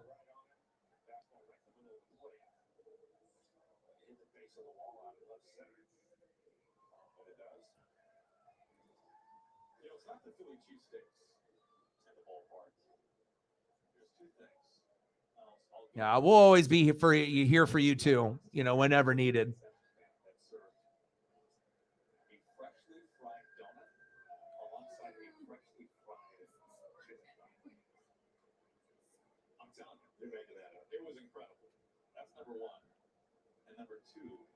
AJ Pollock. Let's go. 1-0 count. Big swing and a miss. 1-1 count. No expectations for AJ. I don't expect him to be really anything. You know, I just hope they bring some leadership and he just doesn't suck ass. You know, we really have expectations for Colton Wong and Teoscar Hernandez. There's no suck phase with those guys. I mean, if we want to be able to go where we want to go, we're going to need good production out of those two, and then anything out of Pollock will be a bonus. Yeah, we love you, man. You know, regardless if you're, you know, able to donate or not donate, if you're here or not here, of course, we always would love it. when you're here, when you can be. But like I said, family comes first, and I'll always be here if you need me. Safe at first base. A.J. Pollock running it out to first. Let's go. Someone ate their Wheaties this morning. Next up, Cooper Hummel.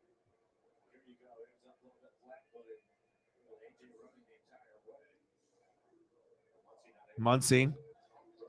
Big ass fat fingers. Sorry, Muncy. Not today. Dodgers last season, the fielding percentage, 986, which was 12th. So, Hummel. 1-0 count. Strikeout in the third. 0 for 1.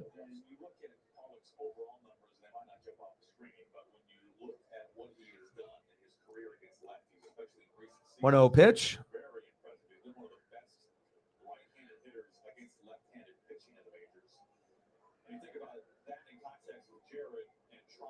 Put Jared Kelnick in the best position to succeed, right? Just like Scott would do with a reliever. That's exactly right. 2-0 count. And you combine that with the quality of spring that Jared is having, the process that he is 2-1 count. Come on, Cooper. taking the pressure on having to face some of the toughest of lefties in the game until he gets his feet on the ground. Eventually, he's going to be in there. Right. All right, I'm here, bro. I'll talk to you tomorrow if you can.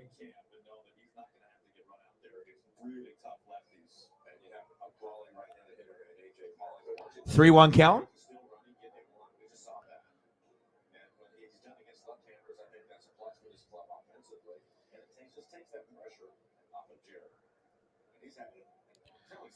Come on, Cooper. 3-1 count. Rips it foul. Count is full. 1-0 Mariners. Runner on first and second. No outs. Full count. Cooper Hummel, 0 for 1.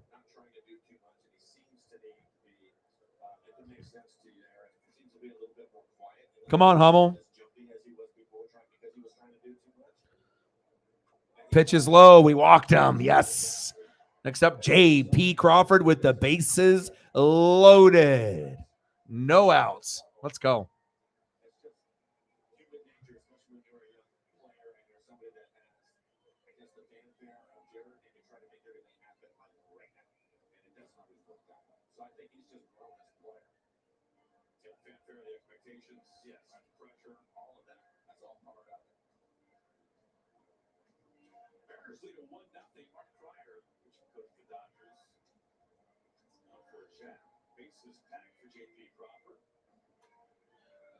Let's go, JP.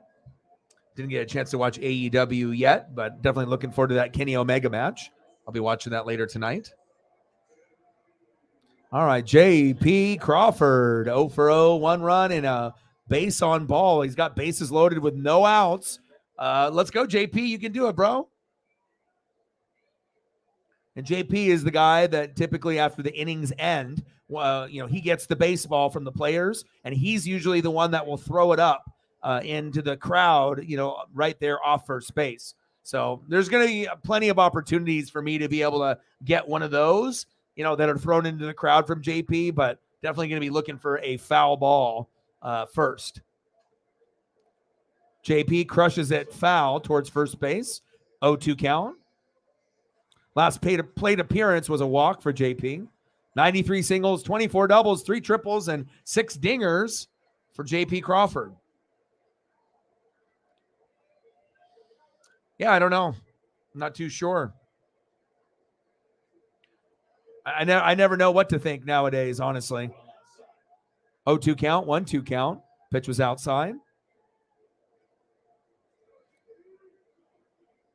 Oh, nice. What was the score?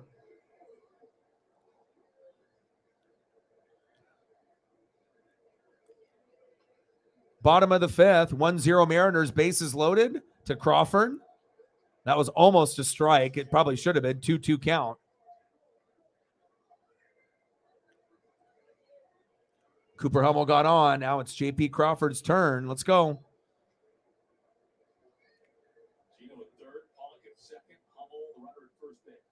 Pollock, Hummel. Let's go. J.P. crushes it. Foul. 5-2. Nice. Christopher is Scott's lineup guy. His lineup guy, yeah. In other words, Christopher makes the lineups. I figured that part out there. Bases loaded. Bottom of the 5th. JP Crawford. Check swing foul towards third base. Come on, JP.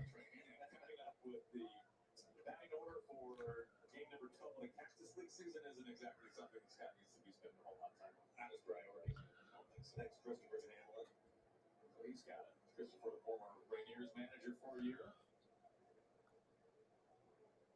2-2 pitch for Pepio. Dribbler right down and got a double play. Fuck. Just like that. Through home, through to first. JP. Fucking A, bro. All right, next up, Julio Rodriguez. At least he's got runners on second and third with Julio coming up, and there's 2 outs. So Looks like that's going to be it for Pepio. Pepio going out. Yeah, it would be crazy if like D-Hop and Odell went to Kansas City. He will leave with 2 outs and a couple men on base. Here the bottom of the 5th, the Mariners lead 1-0. Live professional boxing returns to the Emerald Queen. Now you just need someone to throw him the ball. And who is it going to be? The draft can't come soon enough. Don't miss this evening of pure excitement, the best in professional boxing at the Northwest Premier Venue. Friday night, April 7th at the Emerald Green Casino, the entertainment capital of the Northwest. Hey, Kraken fans! Coors Light is here to provide you with an exclusive opportunity to watch your favorite team in true Coors Light fashion. Get ready to open a locker to the experience of a lifetime, where you can enter to win a chance to attend a Kraken game that climb at Pledge Arena and sit in the super chill Coors Light silver seats. Enter for a chance to win by visiting your participating retailer, going to CoorsLight.com/unleash-the-chill or scanning this QR code. So Seattle fans, what are you waiting for? It's game time. How does Mint Mobile afford to give you premium wireless for just $15 a month? It's because we sublet our ads. This is now a Jack in the Box commercial, and this is the new Mint Mobile Shake. That's right, we even sublet their name. Really already used that. Truck month is on at Darien Chevrolet. You'll find most new Chevrolets in stock, much less than MSRP. We got them. Bids from I-5 and 405 and just west of the SeaTac Airport, DarienChevrolet.com. AL MVP odds: Ohtani, Trout, Judge, Julio, Yordan Alvarez, Vlad Jr. So Julio's 4th right now. Kind of good.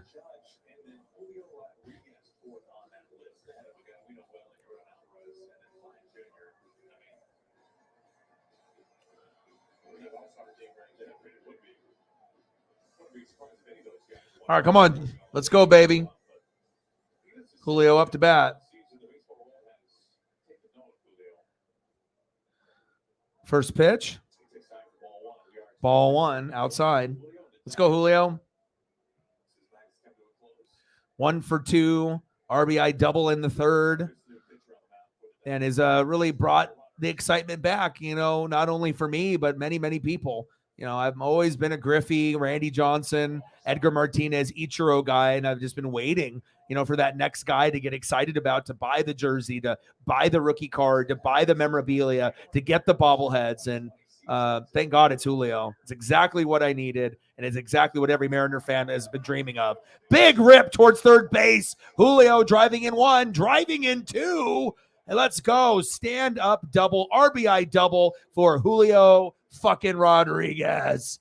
Let's go, baby. 3-0 Mariners. Let's get it. Fuck yeah. That's why I wanted to watch this game, baby. Ballin'. Let's go. Nice job, baby.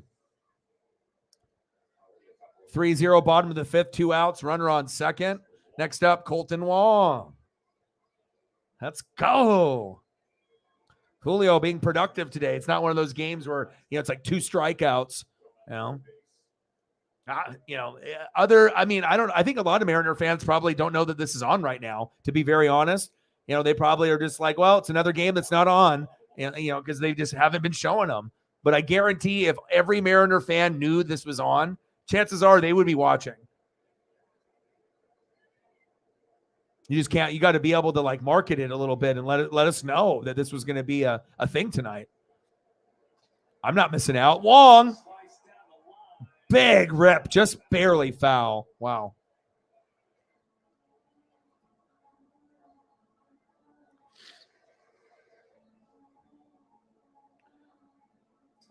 Yeah.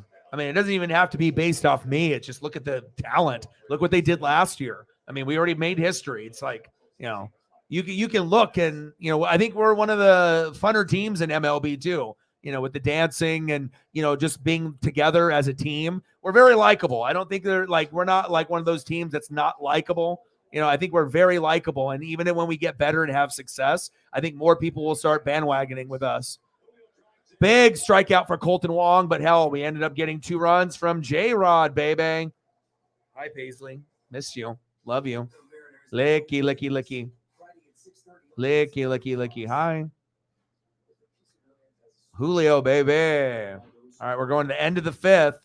And I love it when I can watch games where Julio produces. That's just so super exciting for me. It's like watching Griffey, but I'm 40 now instead of me being like 7.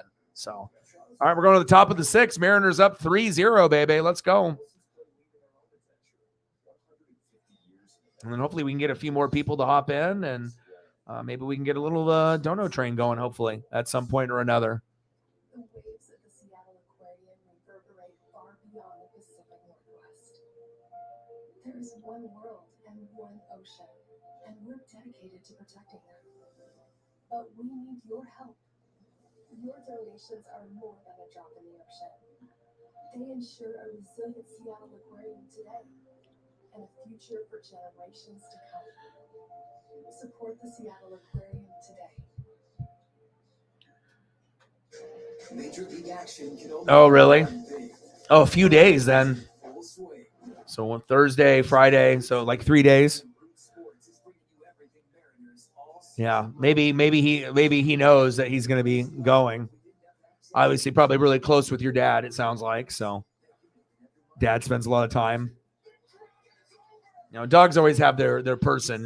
They may have more than one, but usually there's one that they'll spend like more time than others. So Kirby, 9 Ks in 5 innings. Pepio, 5 hits, 3 runs. Hey, 0 hits, 0 runs, 9 Ks. George Kirby, is that good? I think so.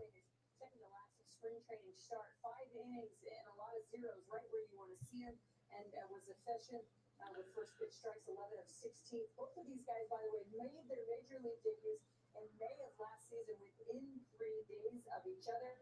Caleb Rowe, our baseball analyst, joins us now. What do you make of George Kirby's day? So, first of all, the efficiency was off the charts. He did a great job of working that fastball at the top of the zone, really going with his bread and butter on that pitch. And then he mixed in the curveball every once in a while, get Max Muncy right there on that breaking ball down in the zone. And you both sides of the field. Nice job by Julio today. Exactly why I wanted to do this. He's batting 400, 3 at-bats, 2 hits, 3 RBIs. Fucking A, man. That's what it's about. It's my dude.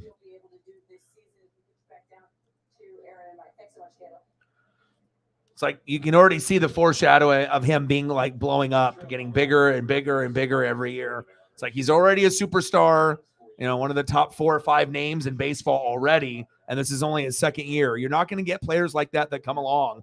I mean, you'll get a lot of talented names, but he's like a marketable, talented name that could, be branded and is just so likable. It's just nice. It's like Griffey all over again. It's just a dream come true. Top of the 6th, Mariners up 3-0. Ryan Ward batting 8th in the order. Strike his ass out. You and Gary Hill, have you two hiked any more mountains lately? Nice job, Julio. People want to know. They do want to know. Yeah, we did a double dip in one day. Yeah, we did a Camelback, which is the Yeah, like I said, there's I don't think any even Mariner fans and Dodger fans don't know that this is on unless you're super hardcore or you just looked at the I didn't even know until I looked about 30 minutes to an hour before this was going to start that it was televised. So I'm enjoying myself, and hopefully we get a few more people, and then we might be able to do like a March Madness thing over an NBA game tomorrow. Blazers are up 104-96 on the Jazz. That's good. Let's see. So tomorrow, NBA wise, it's Clippers and Thunder. I would rather pass on that. And we could do FAU and Tennessee at 6, or we could do Gonzaga and UCLA at 6:45. Maybe do that one. The Gonzaga UCLA is more of a better matchup. A 3 versus a 2 versus a 9 versus a 4. No disrespect, because I think Tennessee is going to win that, even though FAU is an underdog. But Gonzaga UCLA at 6:45 tomorrow. That's probably what we'll stream tomorrow. That way, it's the last March Madness game. It means something. I don't know what kind of crowd we'll get with it, but it's still around the time that we normally stream, 6 to 7 p.m. Sounds like a fun game. It's going to be probably down to the wire. Gonzaga will be favored, but who knows? Maybe UCLA has some magic, So I'm thinking that's what we'll do tomorrow. Does that sound good? That's the best thing. I'd rather do that than the NBA, especially if it's a March Madness game and it means something, rather than a regular season game that don't mean shit for NBA, like winner advances in the tourney. That's a big deal. And then we can, do some polls as we get over to the weekend. And if we decide to do March Madness all weekend, I'm cool with that. It just depends on what's on. And, I want to be able to do the games that matter, not only to me, but, to what's going on. But I think that matchup is perfect. Nice run out there. Suarez just didn't even attempt it. Top of the 6, Mariners up 3-0. Runner at first for the Dodgers, but we're still playing good baseball with George Kirby. Just a March Madness tomorrow.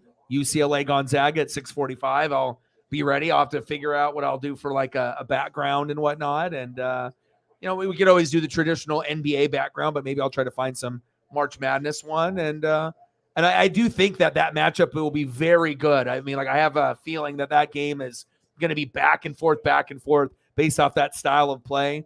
And we know Gonzaga usually is good, but they get to a point where they choke. And we'll see if UCLA can bring their A game. Cal Raleigh stretching out. Hopefully he's okay.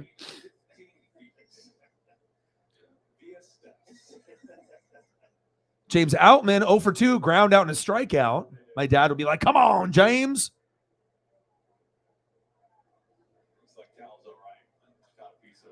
Outman fouled, 0-2 count.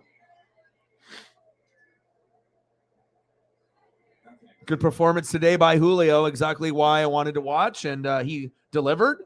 And I'm really excited to see what he does right out of the gates, considering he didn't even have a home run in April last year. He will have home runs in April this year. 0-2 pitch. Oh, did he go? So did not go. 1-2 count. Better than the Tennessee game. I think the Tennessee game, any March Madness game is exciting, but when the matchup is that close, 2 and 3, that's, you couldn't ask for anything better than that except going into the Elite 8 or Final 4. So, yeah, but I don't mind doing March Madness this weekend if that's what we want to do. If that's the best thing that's going on, I wish the NASCAR numbers were better. I try to do it for certain people, but it's like, you would rather be in the thousands than be in the hundreds. But, it is what it is. It's never easy for me. On Chicago PD.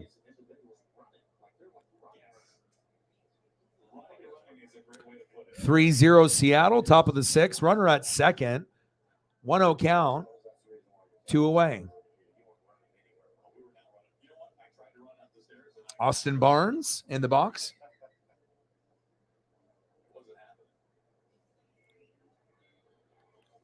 Big swing and a miss. 1-1 count. Are you done with that this spring? I mean, you know my family.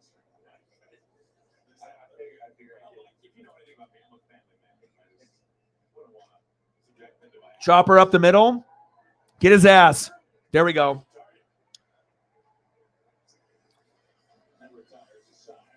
All right, let's go to the bottom of the 6th. 3-0 Mariners, baby. Good Sports is now streaming on Fubo TV. Watch the Blazers, Mariners, Kraken, and more. Streaming live on all your devices. Plus, Due up next for the Seattle Mariners. Leading off, 1 for 2, Ty France. Batting second, 0 for 2, 1K, Teoscar Hernandez. And my guy, big dumper, Cal Raleigh. Unfortunately, 0 for 2 and a K, but hopefully he'll improve that. And he'll get a nice little hit up the middle, or I don't know if he'll go yard, but we got to get something out of that part of the lineup. Ty France, Teoscar Hernandez, Cal Raleigh. Big dumper. Let's go. 3 words tell you everything you need to know. They tell you why we employ more than 2,000 workers in our factory in Virginia Beach, and why over 10,000 local steel dealers are putting battery power in the hands of Americans. Not everyone can say that, but we can. Made in America. Real steel. Find yours. So I just got this, the notifications that Hijo del Vikingo just hit Kenny Omega with an inside rope springboard 630 through a table to the outside on Dynamite. Oh my God. I just saw the replay. Holy cow. Oh, that is awesome. Here, I'm going to send it. Look at that. Oh, that's sweet. I need to watch that match. This kid is special too. He's already made a name for himself, on like the Mexican and the indie circuit. And obviously his athleticism is through the roof. It's like a, Young Bucks or RVD type of athleticism and lucha libre style, as they show the Griffey statue. Been there. Love that place. 8 days until opening day. Let's go, Sarah. 8 days to opening day. 8 days? Yeah, let's go. Bottom of the 6th. 3-0 Seattle, 0-1 count. Ty France in the box. Yeah, you'll like it. It's crazy. It's like a 30-second highlight. 20-second. It's awesome.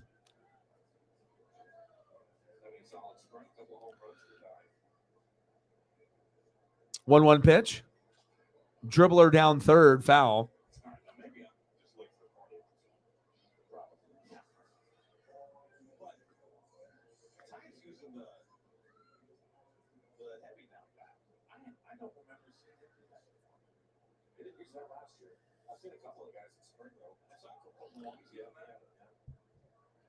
Pitch is high, 2-2 count.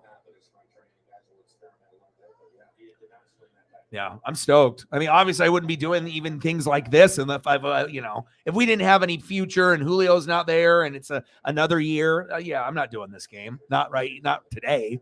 I'll do regular season, but obviously, it just makes it exciting that we're starting to turn the corner. Popped up, back, 1 away. France pops out. Next up, Teoscar Hernandez.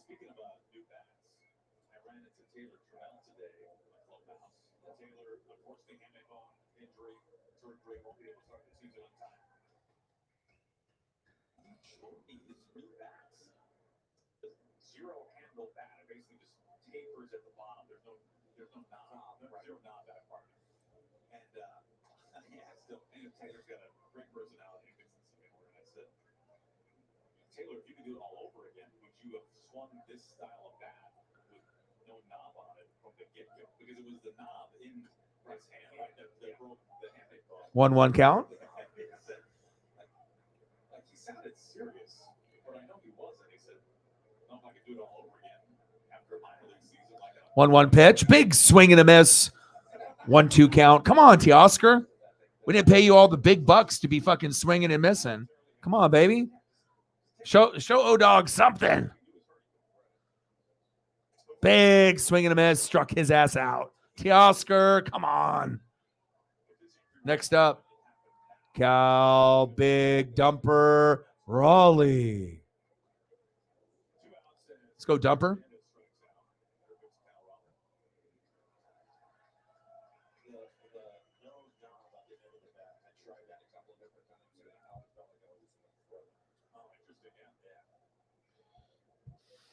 Big whiff. 0-1 count. Come on, baby. Come on, Cal.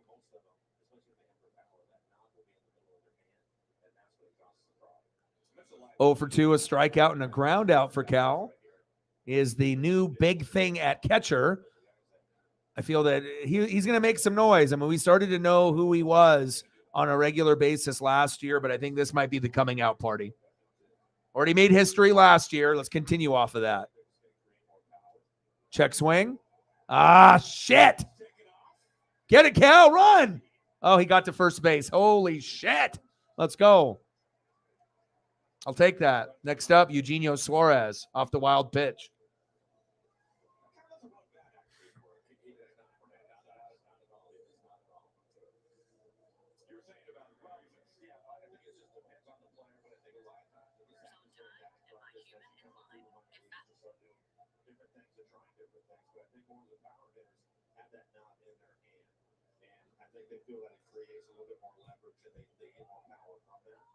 All right, come on, Suarez. 0-1 count. 1 for 2, double in the fifth for Eugenio Suarez. Nice confidence in the box. Suarez, lots of power. Definitely can pull the baseball very well. His hard hit rate, 43.5%. MLB average, 38.8. Let's go, Suarez. Little dribbler down first base. End of the sixth inning. Mariners 3, Dodgers 0. We're more at the top of the seventh.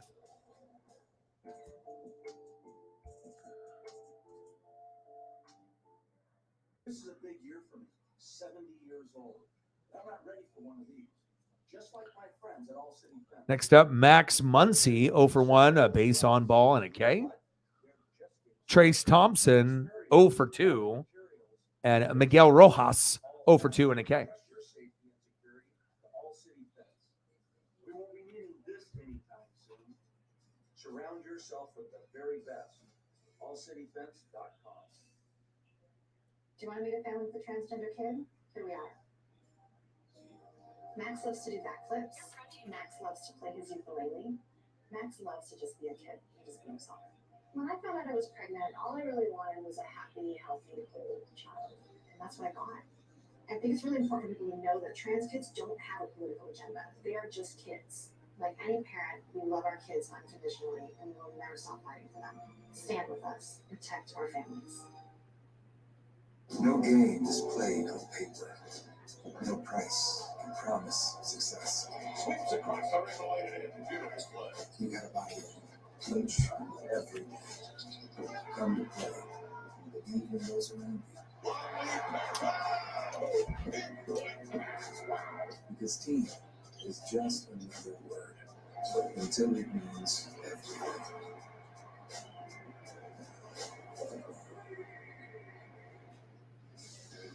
Well, hi, right back to you. Mariners over the Dodgers 3-0 as we head to the seventh inning. So glad you're with us. And I've got all kinds of guests today. Masamo Machola is joining me now from the Seawolves. And you can't see his legs, but if you could, you'd know he'd play rugby. Thank you so much for being here, MJ. Appreciate it. Thank you so much for having me. Yeah. Very good to be out here. The Seattle Seawolves, they're 4-0. They are the only undefeated team in Major League Rugby right now. So you're coming off a bye week. Yeah. Give me an idea of what your team is doing so well right now. Oh, man. So pretty much I think what you have from the Seawolves this year is a bunch of guys that actually care about each other. You know, and that's really, really important, right? And because we care about each other, we're willing to fight for each other. So we managed to get that part right. And then there's just really good rugby players as well, right? And what excites me the most is, sure, we're 4-0 right now, but yeah, the league hasn't seen the best of us yet, so I'm excited. I want to hang out with you. This guy's arms are as big as my thighs, and that's hard to do. What are you looking forward to seeing in your next match this Sunday against the new MLR expansion team? It's the Chicago Hounds, and it's going to be at SeatGeek Stadium. What do you know about these guys? Oh yeah, so they're relatively new to the league. We don't know much about them besides the players individually, so it's going to be a great challenge for the team this week. Like you said, we're coming off a bye. We split the season up into 3 phases. So phase 1 tick, we're 4-0, but it's time to reset and to take on the next 6 games and see if we can do a job as well. You played, this is a little bit more on you. You played on the world stage with the South African Sharks. Give me an idea of how rugby is maybe different in the U.S. I mean, so the U.S. has football, they've got baseball, they've got basketball, all these other beautiful sports, right? And rugby's kind of, I don't want to say relatively new, but it's still growing in the U.S. market, right? So definitely headed in the right direction, I'd say, having played here last season and this season. Super excited for the fact that U.S. Rugby's got the bid for the 2030. Top of the 7th, 3-0 Mariners. Females World Cups. And like I said, the league is definitely headed in the right direction, and it's going to be really, really great to see where you guys, as a country, end up, Yeah, we've kind of, with that dangled in front of the U.S., they sort of like had to step on the gas a little bit with the development. You play prop for the Seawolves front line, which means you get a lot of scrum time. Yeah. What skills do you have to bring to the team in order to play that position? Oh, well, typically, right, front row is, please be honest. French toast is amazing. Putting it out there. Humble. Right, no, it's usually so. Big human beings, you have to be strong. You have to know your body. That's the biggest thing. Because it takes a lot to get into that position and have to kind of push another human being and move that weight. And there's a huge amount of force that gets created when you hit into each other. So yeah. They just walked Muncie, damn it. By itself. Yes, and obviously all the other stuff that make you a rugby player. So your catch pass, your ability to run, your ability to lift people in the line out, and all those beautiful things. So yeah. How would you describe yourself as a teammate? How does teammate I am? Teammate, super energetic. I try my best to not be in people's faces too much. Don't always get it right. But I try to be a really good teammate as best as I can. Yeah. What advice would you give to a new fan of the sport? Oh man, so rugby is, for me, is an amazing sport. It's a great combination of what you get in a football game in terms of the physicality and the fact that we're hitting each other. It's a great example of a bit of pace, a bit of speed, and what you get in a soccer game. But it's also, there's a finesse and there's a skill set in it that you get in terms of handling the rugby ball that you get from basketball. So it's all these beautiful sports kind of like into one. It's fast paced, lots of action, and it's in your face. So it's 80, 85 minutes of your time and you're good. 2-0 count. Top of the 7th, Mariners up 3-0 over the Dodgers. Powerful game. The Seawolves have a few new players to the squad this season. How is the team coming together and gelling? I think first and foremost, and I think I said it earlier, they're great human beings. So all the additions that we've had this year are just brilliant human beings. So that makes it easier, right, before they were rugby players. From a talent perspective, they're brilliant rugby players, and they've just kind of come in and brought into what the Seawolves culture is. It's been great to see them, and I know we haven't seen the best of our new signings yet. It's only going to get better. This was a lot of fun. Thank you so much for coming in. Looking forward to seeing what you guys do. You guys are so talented and you're so fun to watch. Thank you so much, MJ. I appreciate you. Thank you so much for having me. You got it. All right. Guys, as we get back down to Aaron and Mike, Castillo was one of the ones I was a little bit worried about with the pitch clock, but so far, so good. Oh, that was good. 2-2 count. Yeah, he actually says that he likes the pitch clock, which I think is a little bit of an upset special, Mike. I would say so. It's a strikeout, though. Nice strikeout on Trace. Thompson for one. All right, Miguel Rojas up next. Breaking ball just off the outside corner. And we can hold on to it.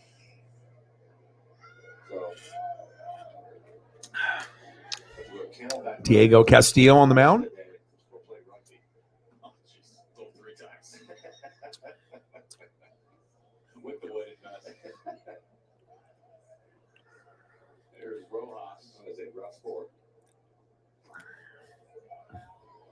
So we started last year hearing What did they do? They picked Richardson Diego Castillo in the mock. left-handed. Top of the 7th, Mariners 3, Dodgers 0. Runner on second for the Dodgers. Been in good control of this matchup. Rojas in the box.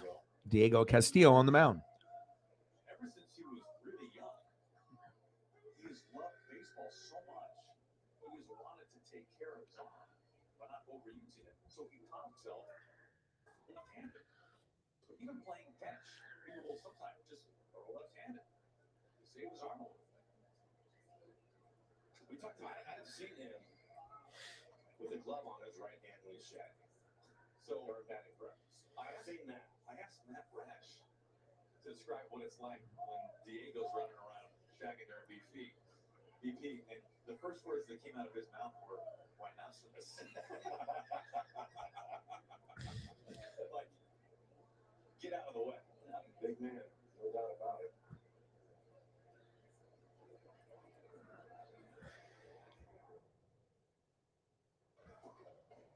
Have you seen him with the glove on his right hand? I have. You have? I gotta watch these guys play more often. Yeah, it's a pretty common thing. Not necessarily We walked him. when they're in the outfield and they were in. Come on, Diego. He does that all the time, right?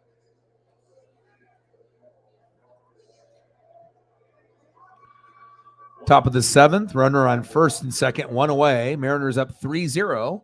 Diego's up to pitch 16. Next up is Miguel Vargas, I believe. Yes, it is.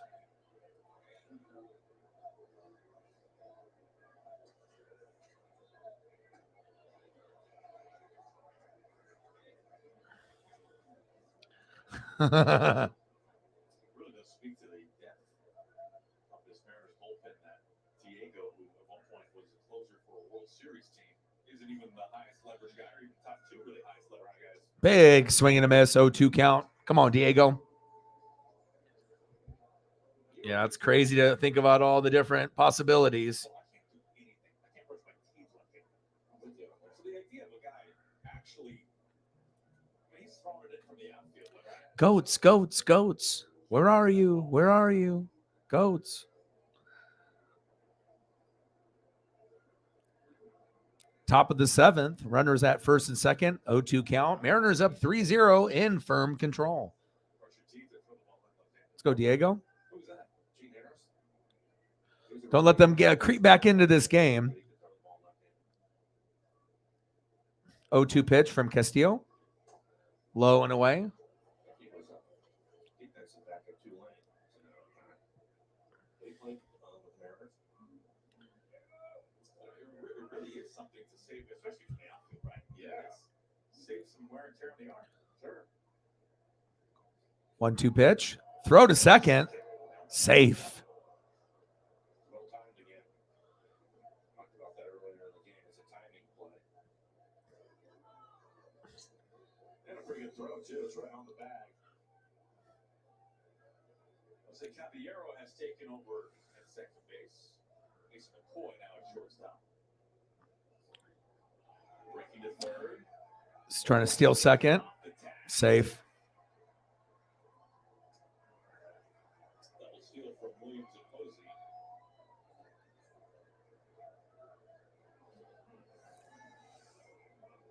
No chance to go to third, so Cal tries to get the trail runner, but bounces it down there.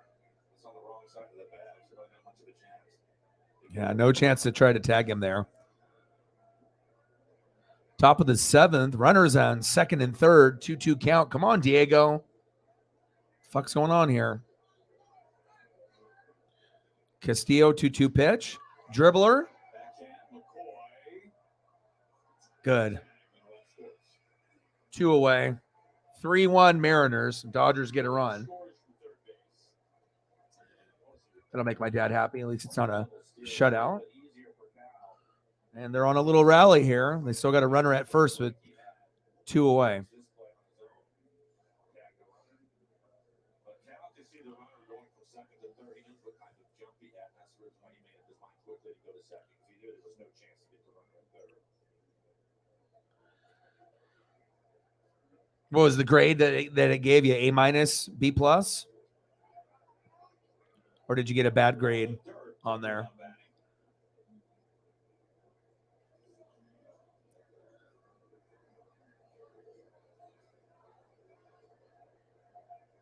(3-1) Mariners, top of the seventh, 2 away, runner on first. Steven Dugar in the box, 0 for 2 with 2 Ks. Come on, Diego. An A. There you go.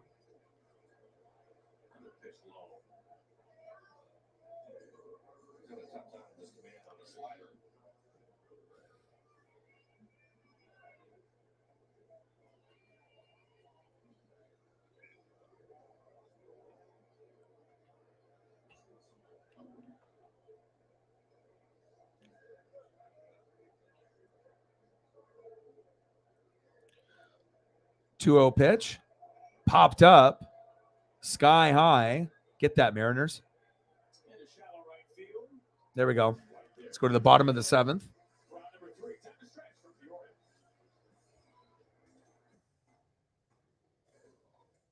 T-Mobile has the new Samsung Galaxy S23 Plus for free and price lock guarantee. Do you? Well, T-Mobile will never raise my rates for talk, text, and data. Will you?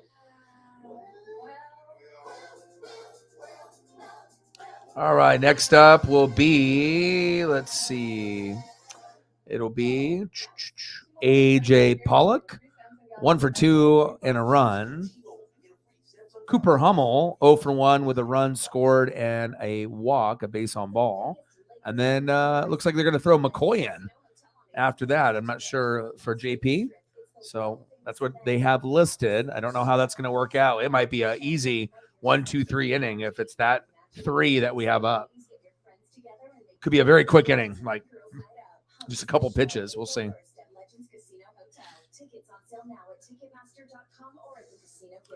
Good performance by George earlier today. 5 innings pitched, 9 Ks. No hits, no walks, no earned runs. Fantastic. We're here to guide you through the hardest days, while a groundbreaker finds a cure after sleepless nights. Amazing things happen when the right people come together. When life-saving research and life-affirming care work side by side to make life beyond cancer real. Fred Hutchinson Cancer Center. Look beyond. Mariners take a 3-1 lead to the bottom of the seventh. Mariners take on the Angels in the first homestand. Angels in the first homestand, April 3rd, April 4th, April 5th. Shohei Ohtani and the Angels. An American League West showdown. Get your tickets at Mariners.com. Shohei and Team Japan winning the WBC last night in thrilling fashion. This copyrighted telecast is presented by authority of the Seattle Mariners and may not be reproduced, retransmitted in any form. The account and descriptions of this game may not be disseminated without the express written consent of the Seattle Mariners. A popular spot tonight as usual. Yeah, it'll be really, really interesting to see how everything plays out. But that's the one that I have the most confidence in. I don't have confidence in the others as much as him.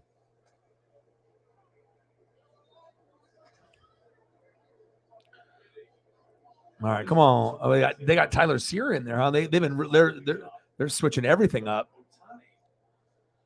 AJ. Oh, he dropped it. Go, AJ. Go, AJ. Standing double for AJ Pollock. Yes. Let's go, baby. Lead off double for AJ Pollock. Next up, Cooper Hummel. Sear on the mound. Pollock destroys him.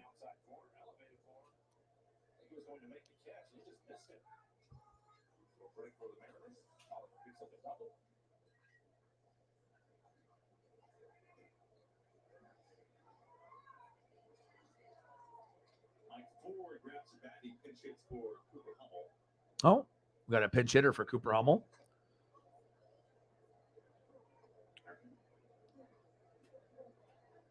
Yeah, but it's about hopes and dreams, and but like in your gut, you have a feeling on who's going to be legit and, who's a project. And, they can say whatever they want on the internet and all the interviews and everything else. But, you're listening to a lot of the people, on what they're saying. And maybe you do think that Levis and Richardson, but I don't see what everyone else is seeing. I've seen quarterbacks since 1985, and there's always going to be a hype train. But even look at the draft that we had with the Trevor Lawrence draft.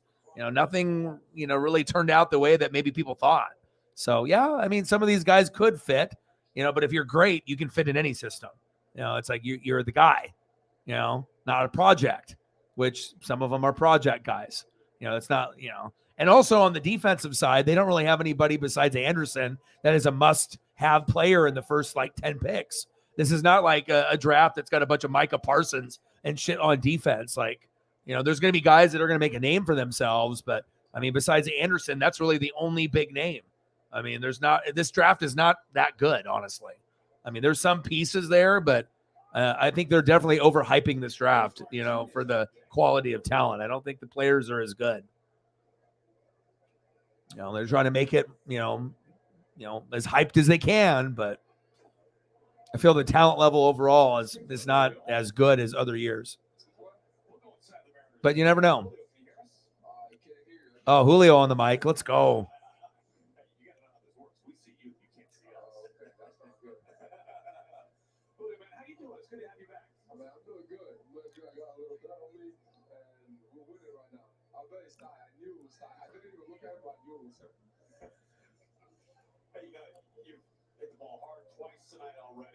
My boy, Julio.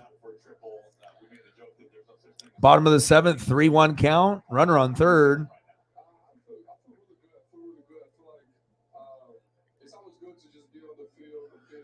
Yeah, well, of course, you're going to say the Richardson comment, too, because you guys might pick him, right? I mean, if you pick him, you're not going to want to root that he fucks up and fails.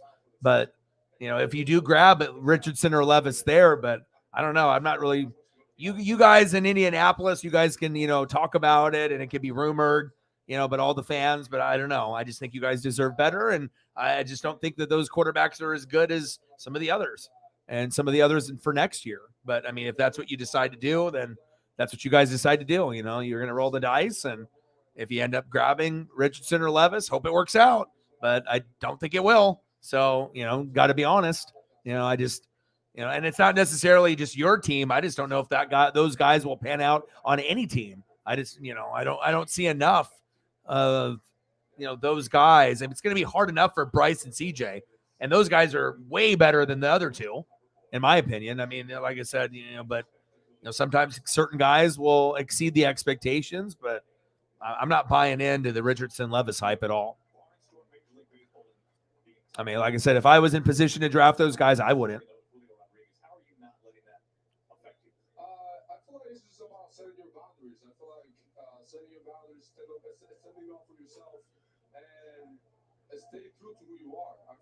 I just hate for you guys to grab a player and then it ends up being like the next Jamarcus Russell.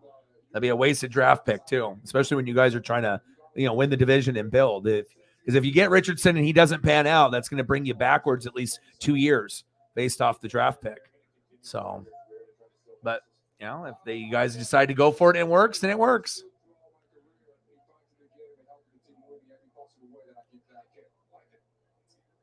I disagree. Jalen Hurts already had the talent at Oklahoma. You already know he had the leadership. I think that regardless if Steichen was there, Jalen was going to be Jalen.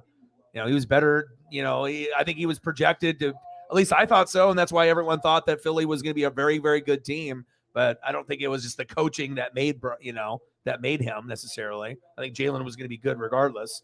Steichen is a good, piece to add on, but I'm not sure if you're going to relay like his success was based on Steichen majorly molding him. I think Jalen was good enough he had to go to a team to get a chance to show what he could do. And, he's gradually going to get better and better. And the best part about him is he's got the mental side. So you don't fight the demons as much as some of the other guys. I'm worried about your Colts. I'll be honest. I have to give you the truth. I can't sugarcoat shit, just like everyone else is going to sugarcoat shit, in that community and try to talk up yeah, Richardson's going to work out and we're going to draft him, you know? Yeah, I mean, okay, but I'd hate for everyone to be so positive about it. And then all of a sudden he gets in there and is fucking terrible. And then you're like, oh, we wasted the pick, you know, like 5-1 Mariners. Let's go, baby. I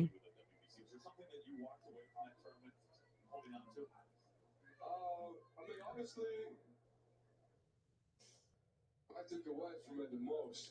I just feel like being around those guys, you know, like being around like people that they have done it for a long time, that they have done at the highest level. I feel like that was. But we'll see. You never know. From there. Like being able to represent my Hope it works out. I mean, there's a lot of talented pieces there, but I mean, a lot of quarterbacks don't pan out. I guess it just depends on how patient you want to be or if you're just trying to grab a guy now. But what this clubhouse is like right now, because it really has, this guy was talking about today, it has a really nice blend of guys at the start of their career like yourself, guys kind of in the middle portion, middle chapters of their career, and then some really veteran guys as well. How is that mix feeling right now in the clubhouse? I feel like that mix is great. I feel like you always want some diversity. I feel like Julio on the mic is gold. being able to be with a whole bunch of guys from a whole lot of different backgrounds and just see everybody having fun. I feel like that's like a main topic here. I feel like everybody have their own story, but at the same time, we allow everybody to be themselves. And I feel like that's really good for like the play and for everybody performance. And it's a fun clubhouse. Everybody have fun. Everybody support each other. Everybody likes to grind, and that's what we do. That's what we do on this side. We're gonna keep on doing it all the time. Hey, speaking of fun clubhouse, you know, we had JP wearing the microphone for us.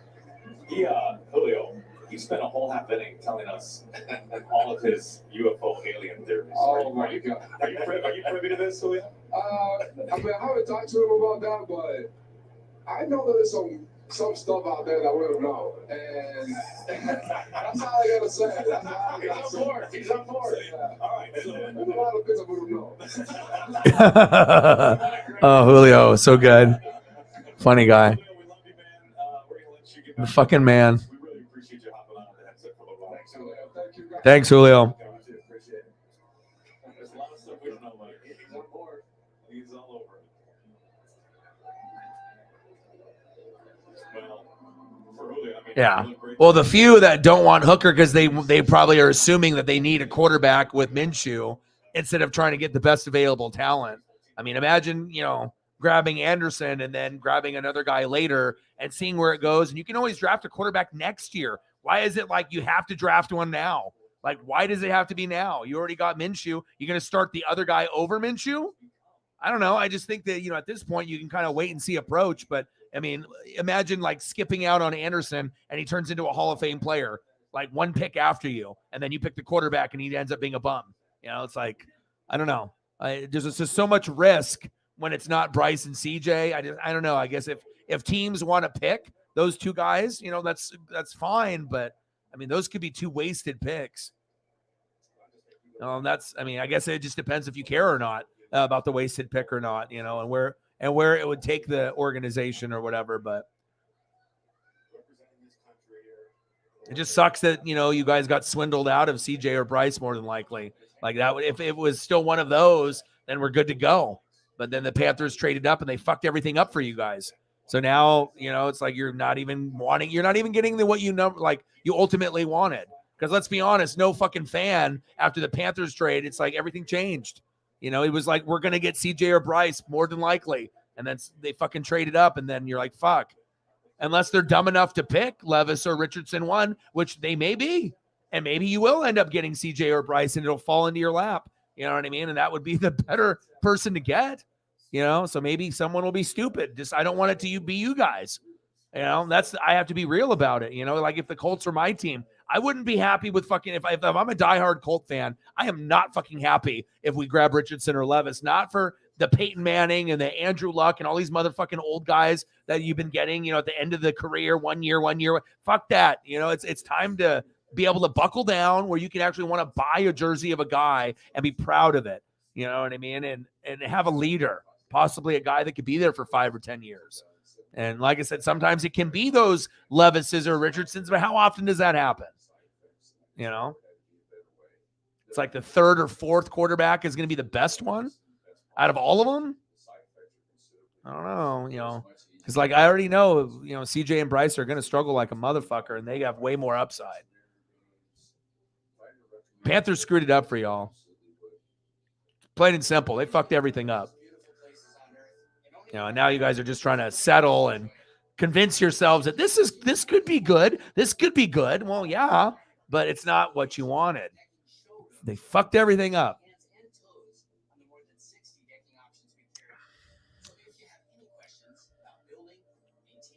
But you never know. Sports is weird. So sometimes, maybe something magical will fall into your lap. Maybe they'll do some surprise shit, and surprise everyone. The one thing that we know for sure, though, is the Texans are keeping the whoever falls. So if CJ goes, it's Bryce. If Bryce goes, it's CJ. So you already know the Texans are taking, CJ or Bryce. They're not wavering from that spot. Really what it's going to come down to is what happens with the Panthers and if they take what they should or if they reach, and maybe for your case, they may reach. I mean, at the end of draft day, if you get CJ or Bryce, it's going to be a lot more happier than Richardson or Levis, right?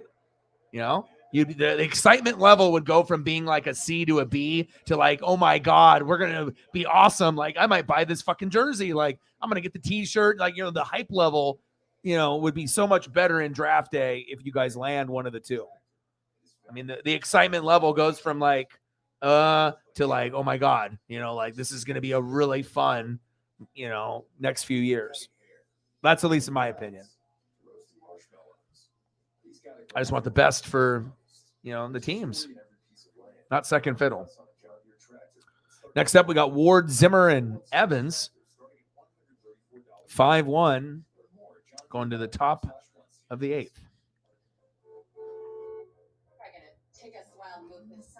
Time to get moving because this offer won't last. Switch to Verizon and get Welcome Unlimited for just $25 a line.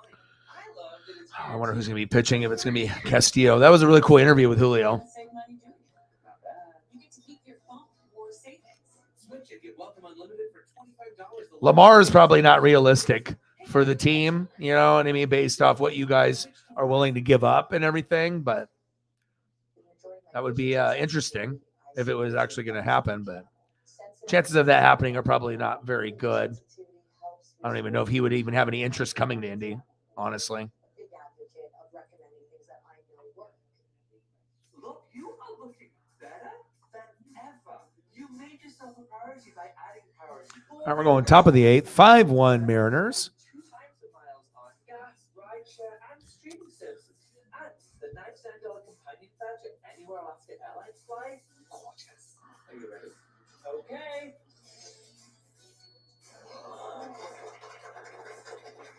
Is that too much?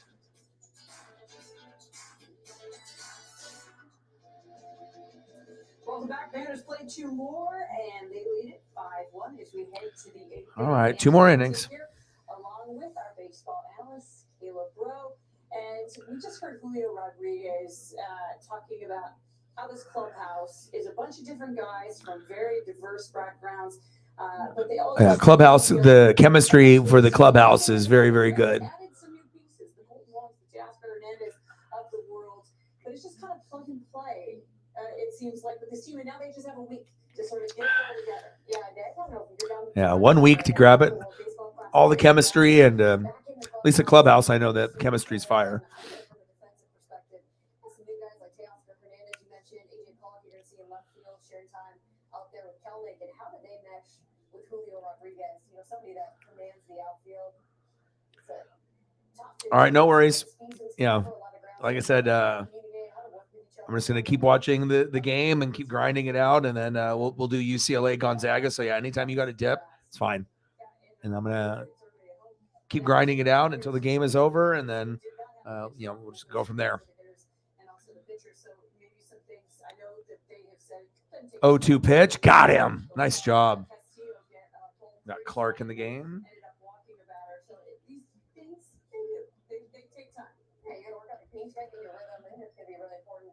All right, Chris.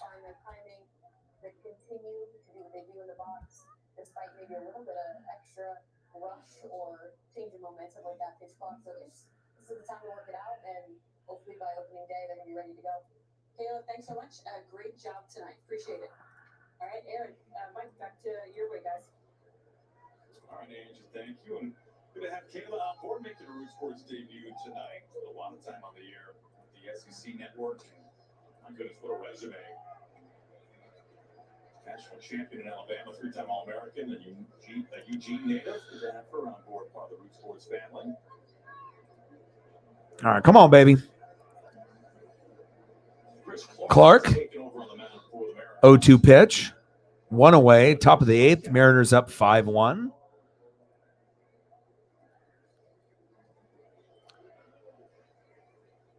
Got a week to be able to put it all together and before we're into the regular season. Exciting. It's finally here. 0-2 pitch. Pitch is high. 1-2 count. He's a terrific athlete. But has just not been able to stay healthy. Zimmer in the box. 2 home runs, 5 ribbies last year. Big swing and a miss. Got him. 2 Ks. Let's go.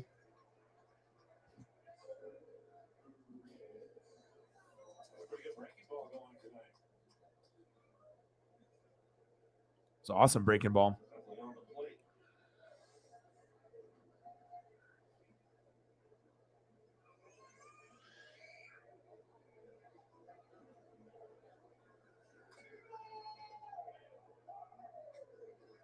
Oh, 1 count.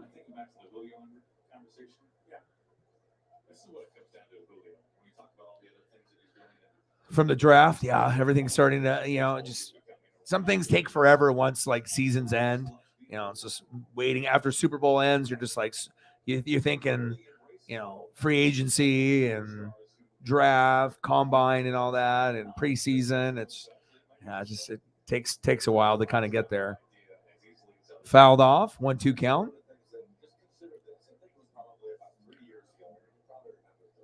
Campbell and Laporta.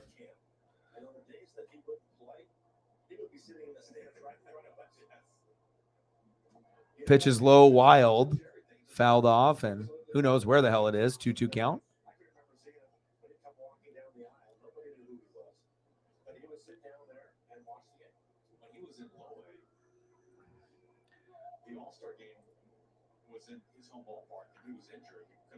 What round do they have him going? Like round 1?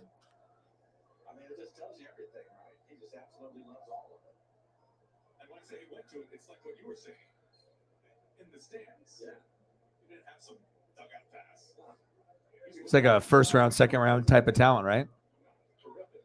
2-2 count. 5-1 Mariners, top of the eighth. Pitch is outside and high, full count.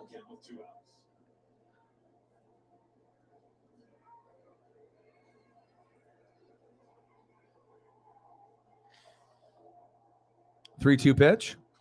Fouled off.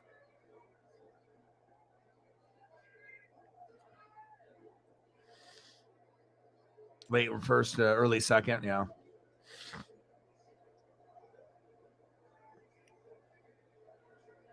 Full count. Connected. Popped up.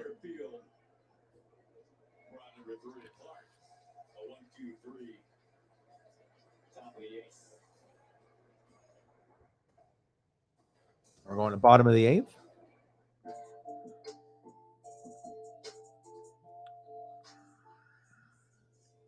Just 3 words tell you everything you need to know. They tell you why we employ more than 2,000 workers at our factory in Virginia Beach. All right, next up, Teoscar Hernandez, 0 for 3, 2 Ks.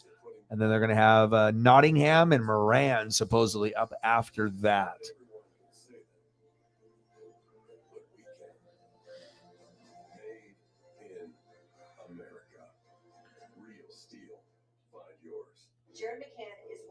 Oh, nice.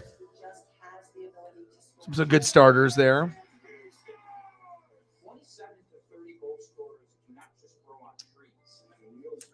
Yeah, good offensive linemen, tight ends, defense. You guys are usually known for those positions. Going to the bottom of the eighth, 5-1 Mariners. Glad Julio was able to ball out.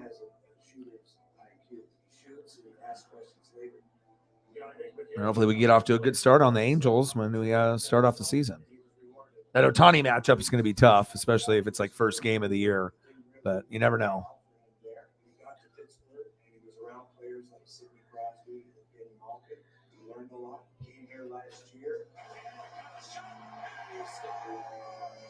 A fantastic move for general manager Ron Francis to lock him up for the next 5 years. Mariners take the lead to the bottom of the 8th. We're looking at division favorites across baseball. Division favorites: Astros, Cardinals, Dodgers, Yankees, Braves, Guardians. Just days after the injury to Edwin Diaz, where we found out that he would miss the entire season, it was that very unfortunate injury to the WBC, that Atlanta became the division favorite in the National League East. That's also going to scare Brandon Nimmo, who was injured sliding to second base, but sounds like Nimmo will be healthy enough to make the opening day roster. Teoscar grounds out, one away. Yeah, Christian Gonzalez is going to be like AJ Terrell from the Falcons. So whatever team he goes to, he should be a solid player. He has a chance on being like a top 10 corner in the league right away. You know, which normally most guys aren't able to do that, but yeah, he's going to be probably the top corner off the board. So, which is pretty cool. You know, didn't really notice him too much because our defense was terrible without Kayvon Thibodeau, but at least having a guy like that, and hopefully he pans out and hopefully he ends up being great. We don't want to, you know, we'd rather have great players than guys that bust, you know, from the school. Nottingham, 1-1 pitch. 53 games, batted 184, 8 homers, 23 ribbies in his MLB career. Played for Milwaukee and Seattle in his career. Jacob Nottingham. Pitches outside and high, 2-1 count.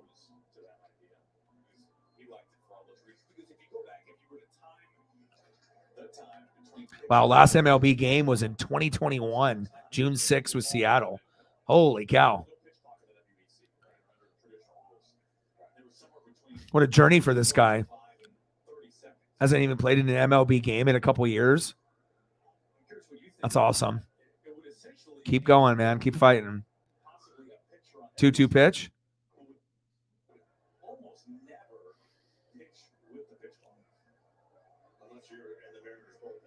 Count still 2-2.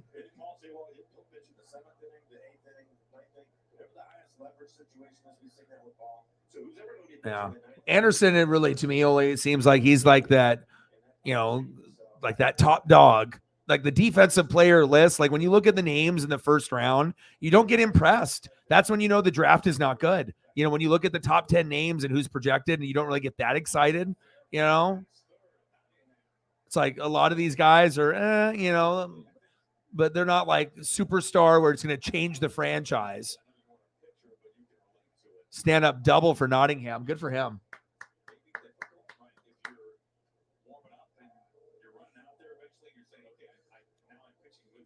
Receivers is going to be really difficult because you never know from, you know, wide receiver 1 through wide receiver 6.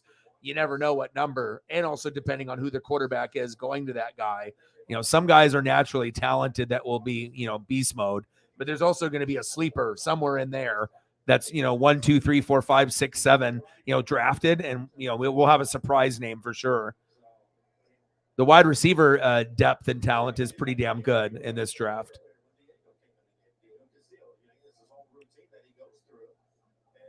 Popped up. 2 away. 5-1 Mariners, bottom of the 8th, runner on second, 2 outs.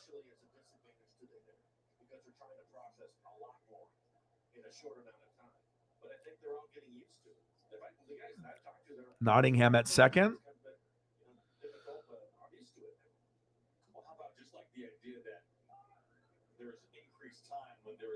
0-1 count.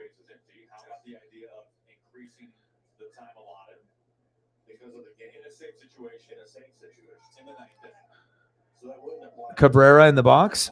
Big swing and a miss. 0-2 count.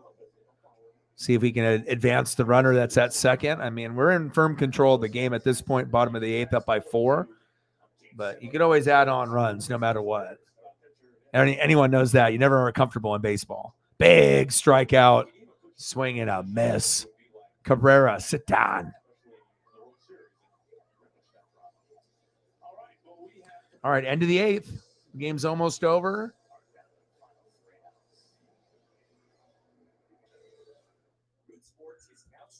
All right, top of the 9th. Watch the Blazers, Mariners, Kraken, and more. Streaming live on all your devices. Plus, over 100 top channels. Try free at FuboTV.com.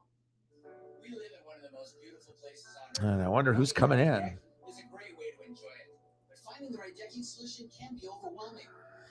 That's why all 9 of our Puget Sound locations offer decking showrooms. Yeah, I just wish the names were a little bit bigger, in certain positions and stuff. There's some of them, I mean, they don't like jump off the page like in past drafts. I mean, that's when you're so used to looking at like quality players and like, when we saw Micah Parsons, we knew whatever team he was going to go to, that was going to be more than likely the next superstar on defense. And it was, it's like you have that, feeling with certain people, but I don't know. I don't really get that feeling with too many guys in this particular draft. I mean, I know there's going to be sleepers, but it's just, I don't know. I just when I look at the top 10, top 15, it doesn't really scream at me like these guys are going to change a franchise and they're going to be, so good, Hall of Fame, or I don't know. It's kind of a mixed bag for me. Not too thrilled with what I see, just to be honest. It's like I see some, but I see previous drafts and future drafts being maybe a little bit better. I mean, some first round drafts are just fucking terrible. Like you go back in history and just look at one of the drafts from 8-9 years ago, and you look at the names and you're like, Jesus, there's only like a couple guys that are still like doing anything. And that's a whole first round. Like imagine looking at like 32 names and, having 25 of them being ass and just being terrible. I mean, some drafts are like that, like, where you get like 3/4 of the guys in the first round are not good. They just injured or they just didn't pan out. That's a crazy feeling to think that, you could have first round just be kind of terrible. And that shows you some years are better than others. That's facts. As far as the talent pool is concerned. Yeah, he's the only one I feel on defense is like, and there should be more than him. But that's why I feel the draft overall is kind of weak. You don't see another one competing with him. It's just him, and all the hate towards Carter. And then, I don't know. It's just doesn't seem like it seems a little thin to me, this draft. And they're just trying to hype it up to hide some of the weaknesses in it. They're always going to hype up every draft and whatnot. But I mean, I just, there's not as many like generational top tier talented players in the first 10, 15 picks. I'm used to more, when I'm looking at a draft, like 8 out of the first 10, but like when I look at this draft, it doesn't excite me as far as like the potential of some of these guys. Like I hope they, prove me wrong. But I mean, based on what I've seen in, previous years, it just, a lot of the names and the positions, it doesn't scream like, hey, I'm going to be great. Like right off the page. Like it's more of like a lot of prove it people, where it's like they're okay, they're good, but maybe some of these people are going to be overdrafted, like too high. Top of the 9th, Mariners up 5-1 over the Dodgers. My dad's like, what is going on? 2-1 count. Big swing and a miss, 2-2 count. Let's go.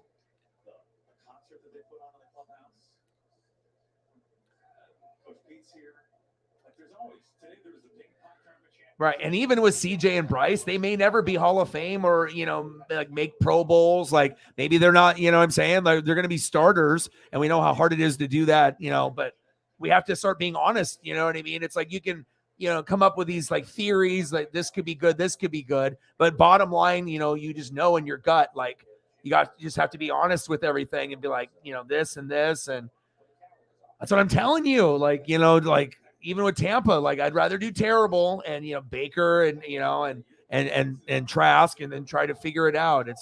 I don't know. I mean, there's always so many possibilities, but I don't know. This draft to me is just a lot of prove-its and a lot of, guys that maybe are overrated. And I don't know. Because even when we get super hyped up for, drafts, oh, this is going to be so good. And then, a lot of things don't pan out maybe the way that people thought. Trey Lance got hurt. Mac Jones is average, right? Which we kind of knew. We thought Justin Fields was the most talented, but he can't really throw. He can run really good, but now he's going to have options to throw to. So now there's no excuse if he misses a lot of those easy throws, intermediate throws. Then we're just going to be like, well, it's on him then. He just can't throw. He just is a great runner, but he can't throw as good as they need him at that franchise QB spot. And maybe we'll have to wait and see, or he'll develop and he will be able to, have that chemistry. I think he can throw, but I think that's what some of the people are wondering. It's like, can you do all the NFL throws though? It's like you did it in college, but now you're so used to running. So Matt in the building, what to do?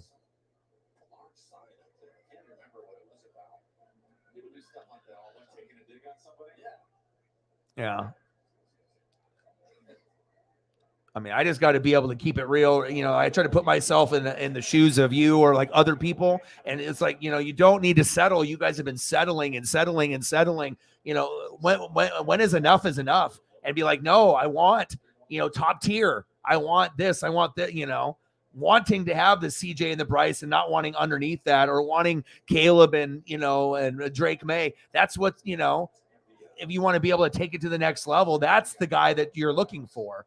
Not, the option C, option D. No one in the franchise is going to be jumping up and down if you guys get Levis or Richardson.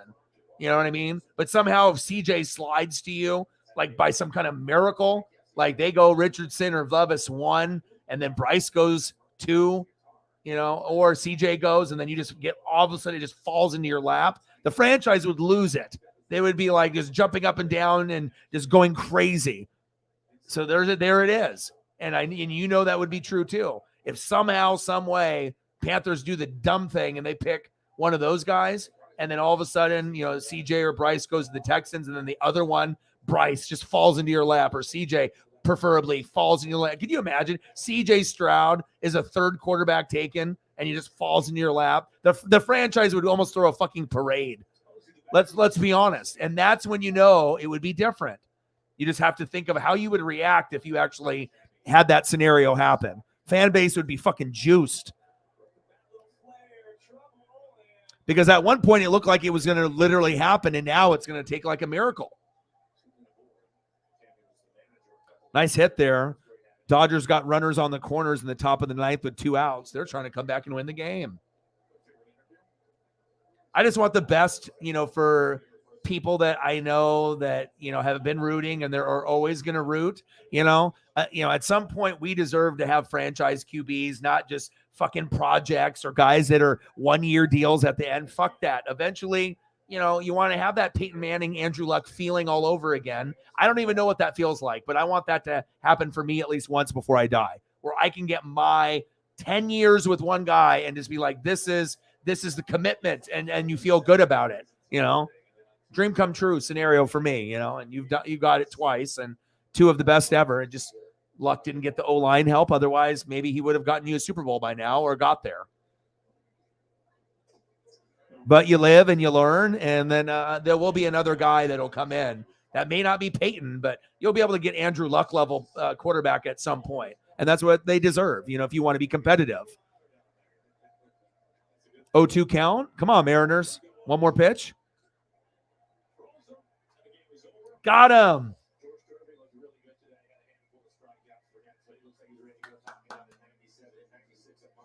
Let's go. There we go. There we go.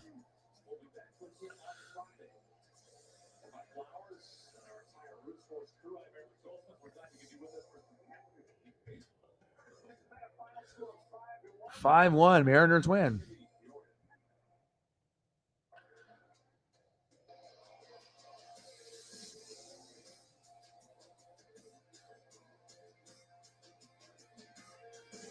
All right, man. No problem. Have a good night. Yeah, I mean, at this point, the game is over. and I'll maybe stick it out. I'll just hang out here with Matt for maybe another 15 minutes or so. We'll see if anyone else comes through, and then we'll just kind of play it by ear at that point. So, all right, Matt. Like I said, we're chilling here, and any photos or anything, I'm going to delete some of these photos here, and then we can do like food. If you want to do like Hawaiian food or something, like stuff that you had or that you're wanting to have me show, we can do that. I don't mind. Doing food at the end is always good. Just kind of end out the stream. Nice job by George Kirby today. 5 innings pitched. This is a big reason why I did the stream today. 9 Ks. That's exactly what you want to see from fucking George. Love it. I'm showing the Blazer replay. I need to watch AEW. Oh, I need to watch AEW. I need to start that. So, Pawn Stars, AEW, Simpsons, King of the Hill. Okay. All right, I'm going to start AEW Dynamite. Kenny Omega has this really epic match. Let me know where we go from here. Big game from Julio, too, which was awesome. A little disappointed with Teoscar Hernandez, but hopefully he can get into a better rhythm. Like what I saw from Colton Wong. And my boy J-Rod. Always doing big things. 3 at-bats, 2 hits, 3 RBIs, batted .400. That's my dude. Preaching to the choir, sister.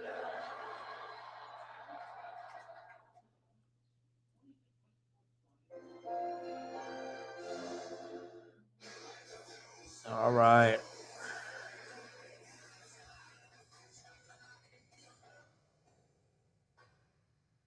I don't know, Hawaiian food sounds kind of delicious, man. No lie. I could eat that every day. Can you make sure somebody goes with me? Yeah. Thank you. Thanks. All right, I'll call you right back. Okay. Sorry. A disturbing scene to start us out here tonight on AEW Dynamite. We understand that Matt and Nick Jackson, the Young Bucks, were attacked brutally.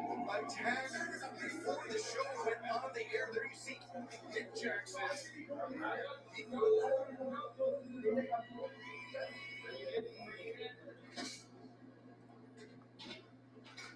the hell happened?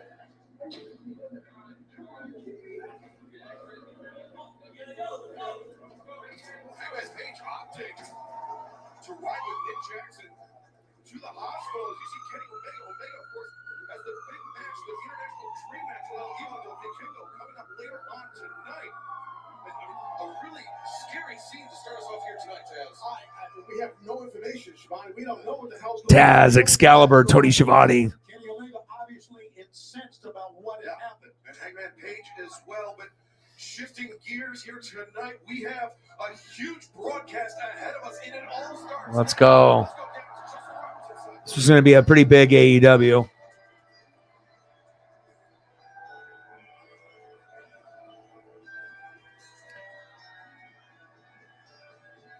Heck yeah. Freshly squeezed Orange Cassidy. Later, John. Cassidy.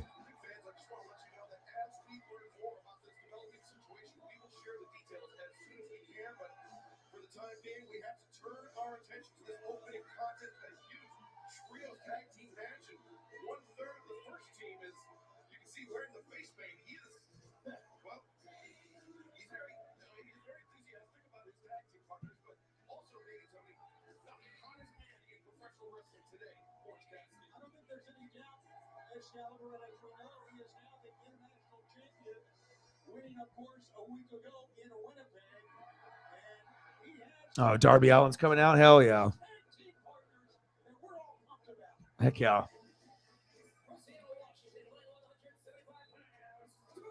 Allen.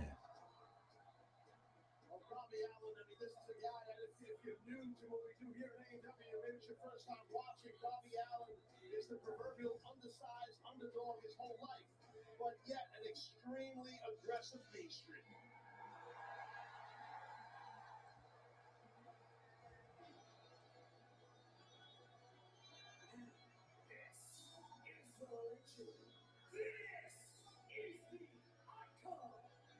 Sting. Tony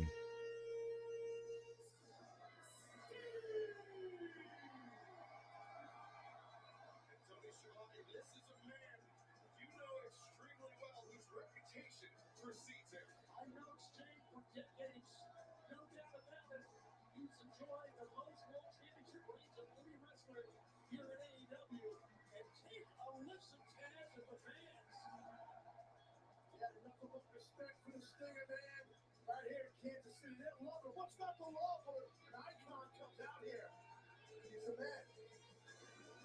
I know Sting a long time, not as long as you, Giovanni. Always respect for the Stinger. Even when we had problems with Team Taz, I respected the Stinger. Sting giving the nod of acknowledgement to the AEW International Champion, Orange Cassidy, of course. Oh, heck yeah. Oh, this is going to be a good AEW, man. I can already tell.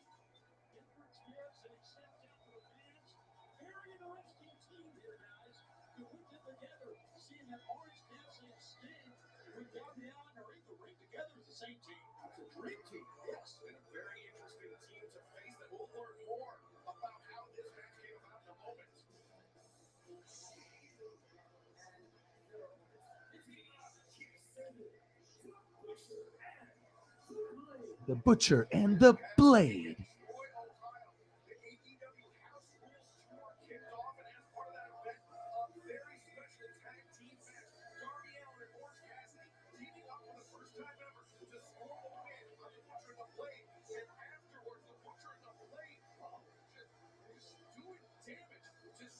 Yeah, I'm just trying to, I was going to do some like Hawaiian food for you, and then just trying to transition into like some orange chicken or some like, you know, really good chicken type stuff.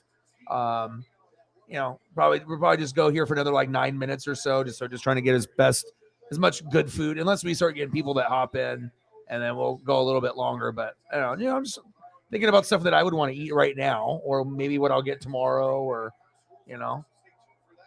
And you know, it's kind of hard to fuck up on chicken photos unless you just don't know what the fuck you're looking for. You know, it's like got to be able to find the good stuff. And then, you know, Hawaiian food is fantastic. I mean, I you live there, so I'm jealous of that. But yeah, I could definitely eat Hawaiian food every day or almost every day. If I had to alternate, you know, one day on, one day off, yeah, I could definitely do that.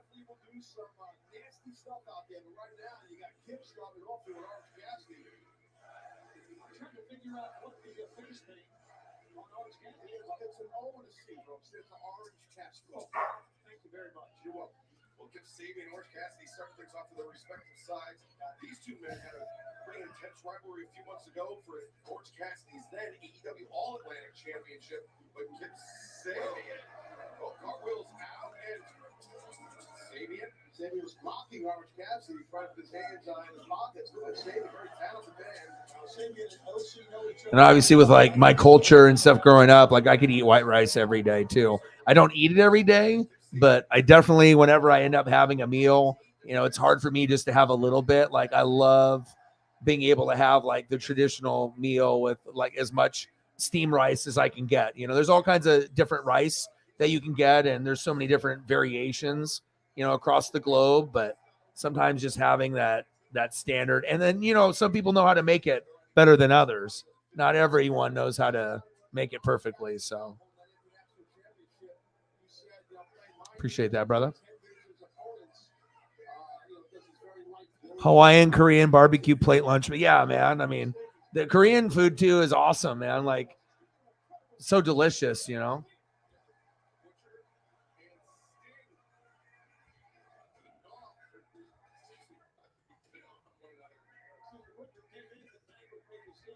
Korean barbecue. We've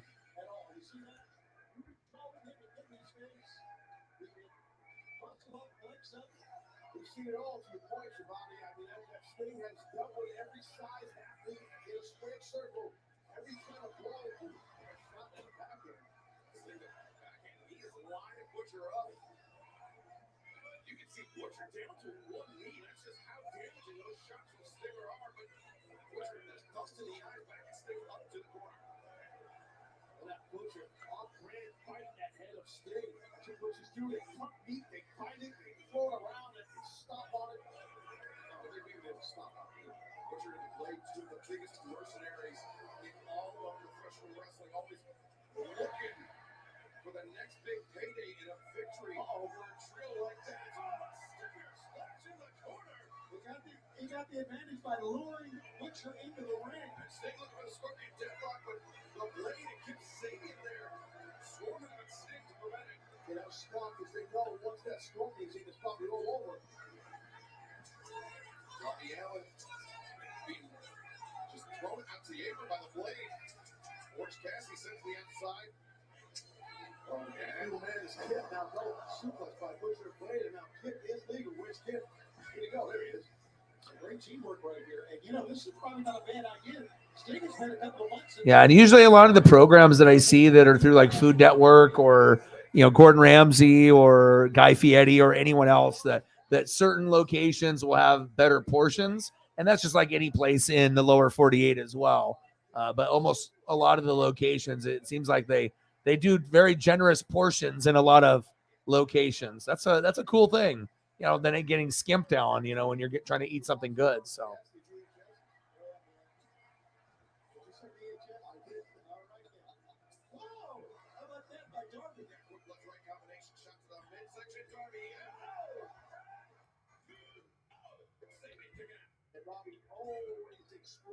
Always explosive, very dangerous young athlete, Darby Allin. Penelope trying to enter the ring. Kip Sabian throws things around on Darby. Oh, the blade sweeps up the legs of Darby. Crashes and burns in an opening contest. Darby continues in picture. Don't go anywhere. It's been a battle. Especially this is a dark business. The hardest thing is to have fear of never wrestling again. All right, we got a couple minutes here before we're going to probably sign off. So just trying to go through just a couple last delicious looking photos, maybe give me some inspiration for tomorrow. And then we'll be doing Gonzaga and UCLA at 6:45 Pacific time tomorrow for March Madness. And then we'll see what we got going on towards the weekend as well. If we end up doing March Madness, we do March Madness. We'll kind of play it by ear. We'll see what the best events are throughout the weekend. New sizzling shrimp for a limited time only at Panda Express. Thanks, Bob. Part of the job, Custis.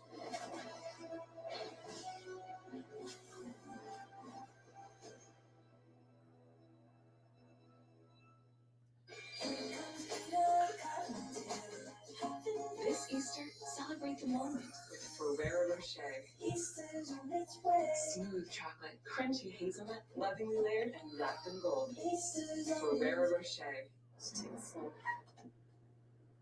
Slow. Bob? Wow. And they'll check them both for free. Yes. Fix Finder. The most That one looks good. report backed by technician verified fixes. How about 80s music?